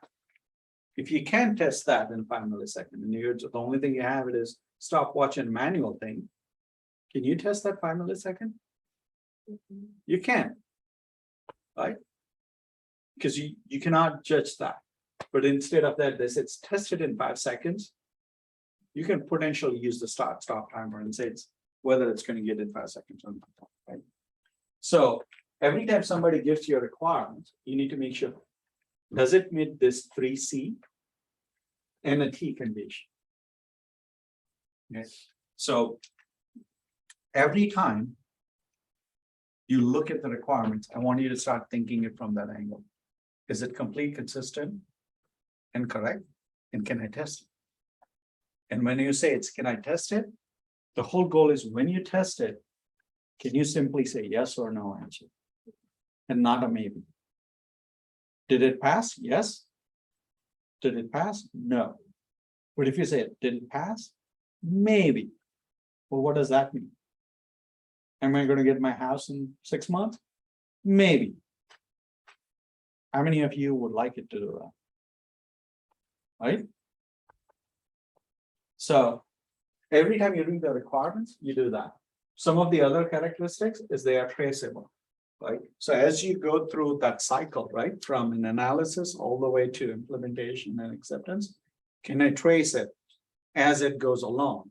That this is the feature that I'm testing it and looking for. Okay. Most of the modern day tools enables you to do this automatically tracing, as long as you utilize the tool system. Okay. So there are various techniques you can use it in order to do this requirements analysis. Right. So a lot of times you're going to see it. One of the two things happening. The business analyst or the users collect this requirements and give it to you and says, okay, this is what I'm looking for in the system. So you read through it and you try to understand it. And if you have questions, you go back to them. Or a lot of times in the nowadays, in an agile manner, what they call it is joint application requirement sessions. So the business users, IT guys, including the quality assurance person, get together and they talk through it. What is it that really needs to be built? So you have an opportunity to answer a question there, understand the context, and get those 3 C and T done. Okay. So while they're doing it, they kind of utilize some of the tools. Right. The most simplest way is questioning it, understanding it, what they wanted, identifying who are. Remember what I said, when you read through it, is it a dealer? Is it a lender, customer, or our flow? Understanding that context of who the stakeholders are and who are their goals and benefits and what their users is definitely helpful on that.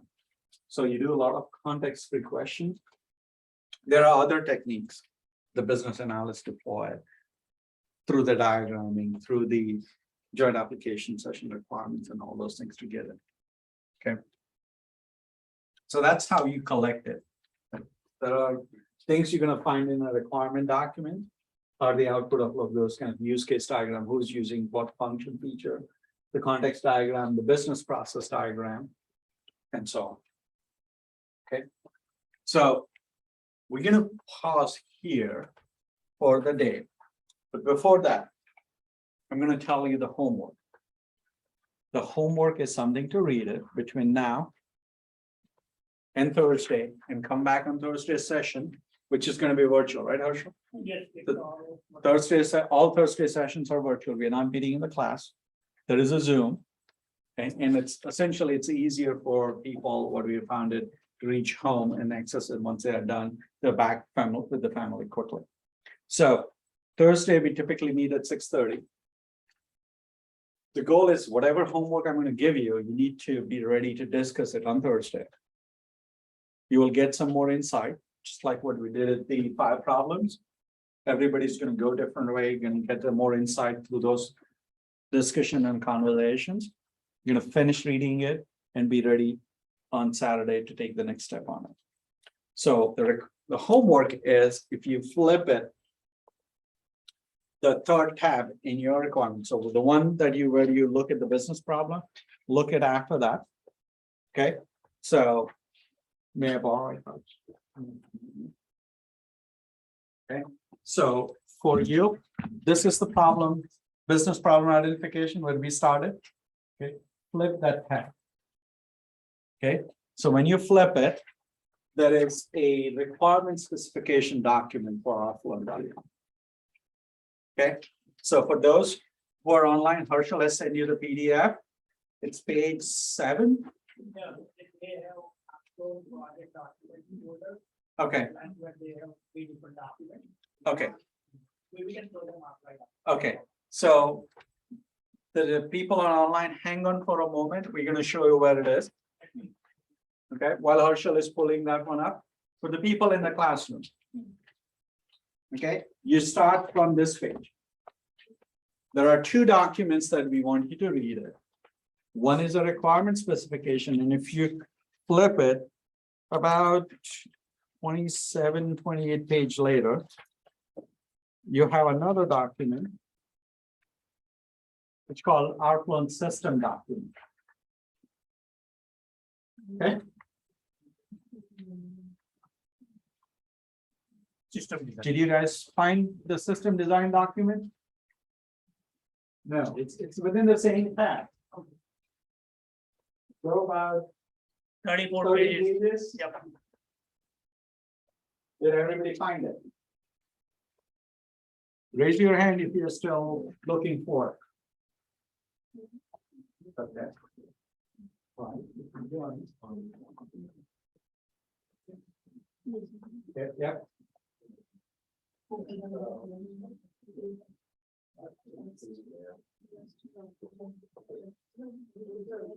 Okay, while Dilip is there, I'll tell you guys, I'm gonna send out the digital documents link as well, So, okay? yeah. So that you all have it.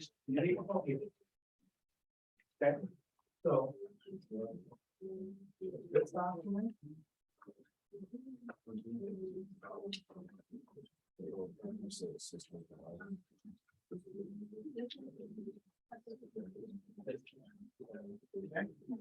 So once you reach the system design document, those are the two documents you need to read it.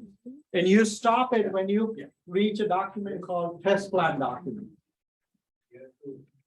Okay. So as soon as you hit this page, the test plan document page, in that third section, you stop reading it. Okay, so it's about 60-page document when you add both of them. Okay. What I want you to do it is read through it. Those are the detailed requirement for the project. We're going to use it for the rest of the course. The key thing is not just simply reading it. When you read it, it's a requirements document. So what do you have to apply? What did I say? Just 5 minutes ago, what did I say you had to apply? 3 C's. 3 C and a T. So when you read it, you say, is the requirement that is specified, is it correct? Is it complete? And if it is all three of them, can you test it and get an answer, yes or no? Okay. So in order to make sure that it's complete and consistent, you have to read the entire documents, Maybe twice. sometimes twice. To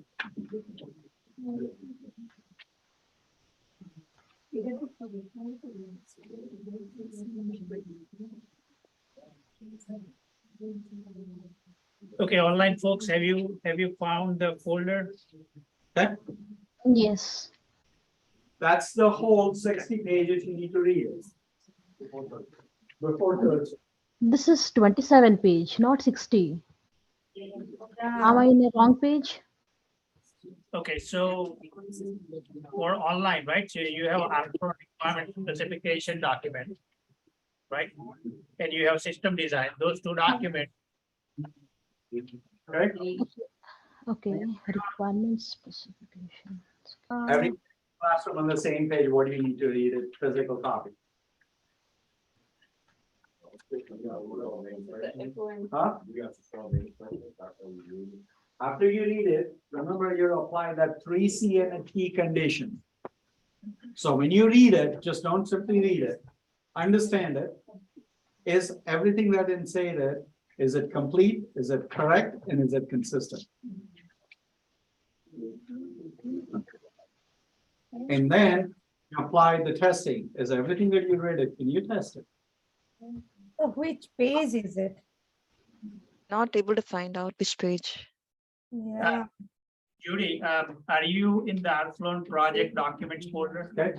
Judy, Now, Let me. so you go to the project documents. Outflow project document folder. Yes. You see the system design document, that is a design specification. Okay, I see 3: system design, test plan, arc flown requirements. Is that the one? All 3? Not all 3, not the test plan. We don't Okay. want test plan yet, but other 2. So read the requirements document first, Okay, then design document. Okay. Okay. And you might have to read twice. Okay. Just to make some sense out of it. Okay, and I know you guys are reading for first time. You have never seen requirements document in your life, right? So it might take you some time to get used to this type of document. Just read it. Yeah, so here is what I want you to do between now and Thursday. So Okay. which page? Read all of the documents that I showed you, and the 2 complete documents that partial shared for the online team. The system design document and the requirement document, System Okay. design? and a requirement specification document. Can you guys see it on the screen? Once you read those 2, Mhm. apply 3CMP. I completely understand. This is the first time you're going through such documents. It's gonna go like this. Okay, completely okay. Don't panic. Read it twice. List out all the questions you have for me and Harshal as we read through it. Okay, when we get together on Thursday, I'm gonna start with it. Section 1, what questions you have. Okay. If you don't have any questions, means one of the 2 things. And I tell my kids. Okay. The first thing, you didn't put an effort to read anything. That's why you don't have any questions. Okay. Second thing is you understand what it is in that document. And you are ready to test the system. Okay. I'll tell you, with this 25 years of experience, Harshal and I still don't fall in the second category. Just to set the stage. Okay. The goal is, I completely understand that you won't understand it first time you go through it. That's why Harshal say that read it 2 or 3 times. Okay. When you read it, don't freak out. If you don't understand, that's what it's completely okay. List all the questions. The point is, the more you will have a conversation as a class, the better understanding you have. And I can guarantee almost. After Thursday, when you had a hearing at all those conversations, you're gonna go back and read those. You'll probably, by the time the course is done, you'll probably done 20, 30 times reading through the document. And every time you read it, you will have a completely new understanding of things. Just like what we had it in 1 page of the business problem. If you now go read it again, you will have a different understanding than what you had it in the first time. Okay, so that's your homework. Questions on the homework. Online, are you guys good with those things? Do you have access to it? Yes. Is this the system design, right? The one we are going to study for the homework? It's a requirements document and system design. Make sure you read requirements document first, and then the system design. Okay. Thank you. And I'll send out in the email as well, so that you don't forget, and you won't have any not to read it. Thank you, sir. Yes, Just go ahead. someone, just go, hang on, go ahead. And then I'll see how come. Okay, So you go on right here. The system, requirements of completion. Yeah.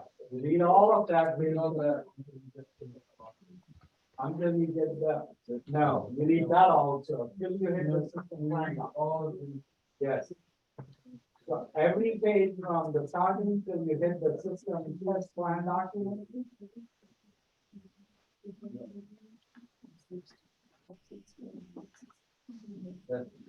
Read every page in that. Yeah, if you want to mark the pages up to Mark word, it, just mark go and it. mark it, right? Those are simple techniques you can use. Okay, good question. So what's your advice for those of us I want to go for certification? So I don't think we're ready to do a certification conversation. Here is the way my advice would be is. Do it in 3 steps. First one is gain the skill, which we are doing it through this thing. Towards the later part of the gaining the skill, we'll start talking about it. What is your goal plan? And as part of it is that you will need some certification. If you want it, what else certifications are available and how you go preparing about it. If you follow the gain the skill part of it, you're gonna cover up almost 80% of what the certification requirements will be. I've seen people like going through the course. After that, spend another month going through the certification, reading guides, and pass without a problem.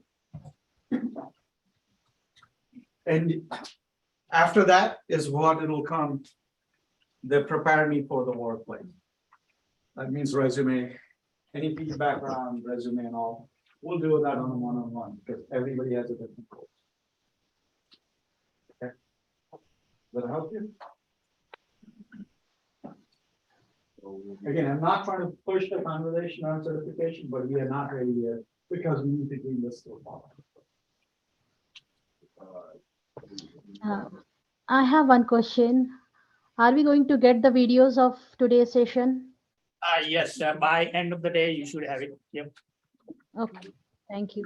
And what will be the agenda for the next week, session? So You we have will go through the modules. We have several modules to cover. So every week we will have, next week will be a little bit theoretical as well, because now we will dive into testing side of things a little bit further. But after that, it will be the project-based work.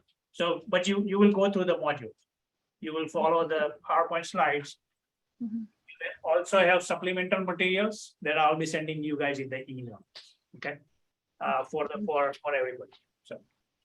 Thank you. Any questions? Go over. Yeah, so we'll do all of that. Once we are done through the skill portion, before we wrap up the camp, we'll give you the instruction in terms of how to go preparing about the certification. How do you go about building your resume? And how do you go about prepping for interview? We have all of that. We've been helping a lot of students through it. But here is my view. Okay, if you don't put in the effort between now and the end of the session, that whenever we are done with that, all of the other points is good. If you don't have skill, if you're not prepped, if you're not ready for the interview, having an interview question is not going to help you.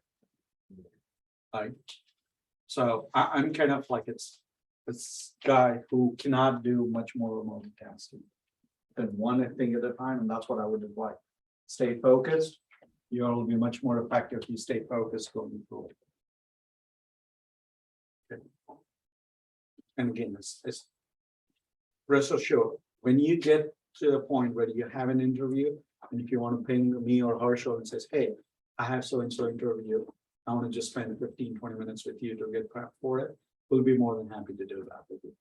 Yeah, and most likely, we can hook you up with the students as well who are working for those companies, because we train about like 80 students a year in the same thing, and almost 1,000 students over the years here in Columbus area. So most likely we can hook you up so they can help you prepare as well and guide you. So We focus on making sure you gain the knowledge, because if you have knowledge, you can navigate any problem. Yep. Fine. I don't want you to be a Steve Jobs, which engineers is told it, touch this, and this only. Right? That's always dangerous. all right, I think we are almost at the time, so we are. Yep. coming Oh, up. we are actually a little bit over it. So Yeah. thanks for hanging around a few minutes with us. If any questions, Harshal's email is there. My email is there. You can shoot an email to. Recommendation is send it to both of us. Whoever gets first will get you back the response. Okay. You Yeah, can leave that one in. Leave everything else. You can take the folder with you. That's your folder. Just make sure you bring it every week if you want to continue to make notes on it. All right. All right. Thank you. Okay, so anybody online has any question? Otherwise, we are wrapping up. So I have a question, Harshal. Can I get that folder? Because I'm thinking, since I'm staying in Mentor, so Yeah. thinking next weekend I'll be there in the class on site. So it will be good to get the folder so that it will be easy to. Yeah, well, we have plenty here, so don't worry. Okay, we'll have one for you. Okay, then see you on Thursday online, then in person Saturday and Sunday. Okay, sounds great. Thank you so much. Have a good weekend, rest of the time. Bye-bye. Thank you.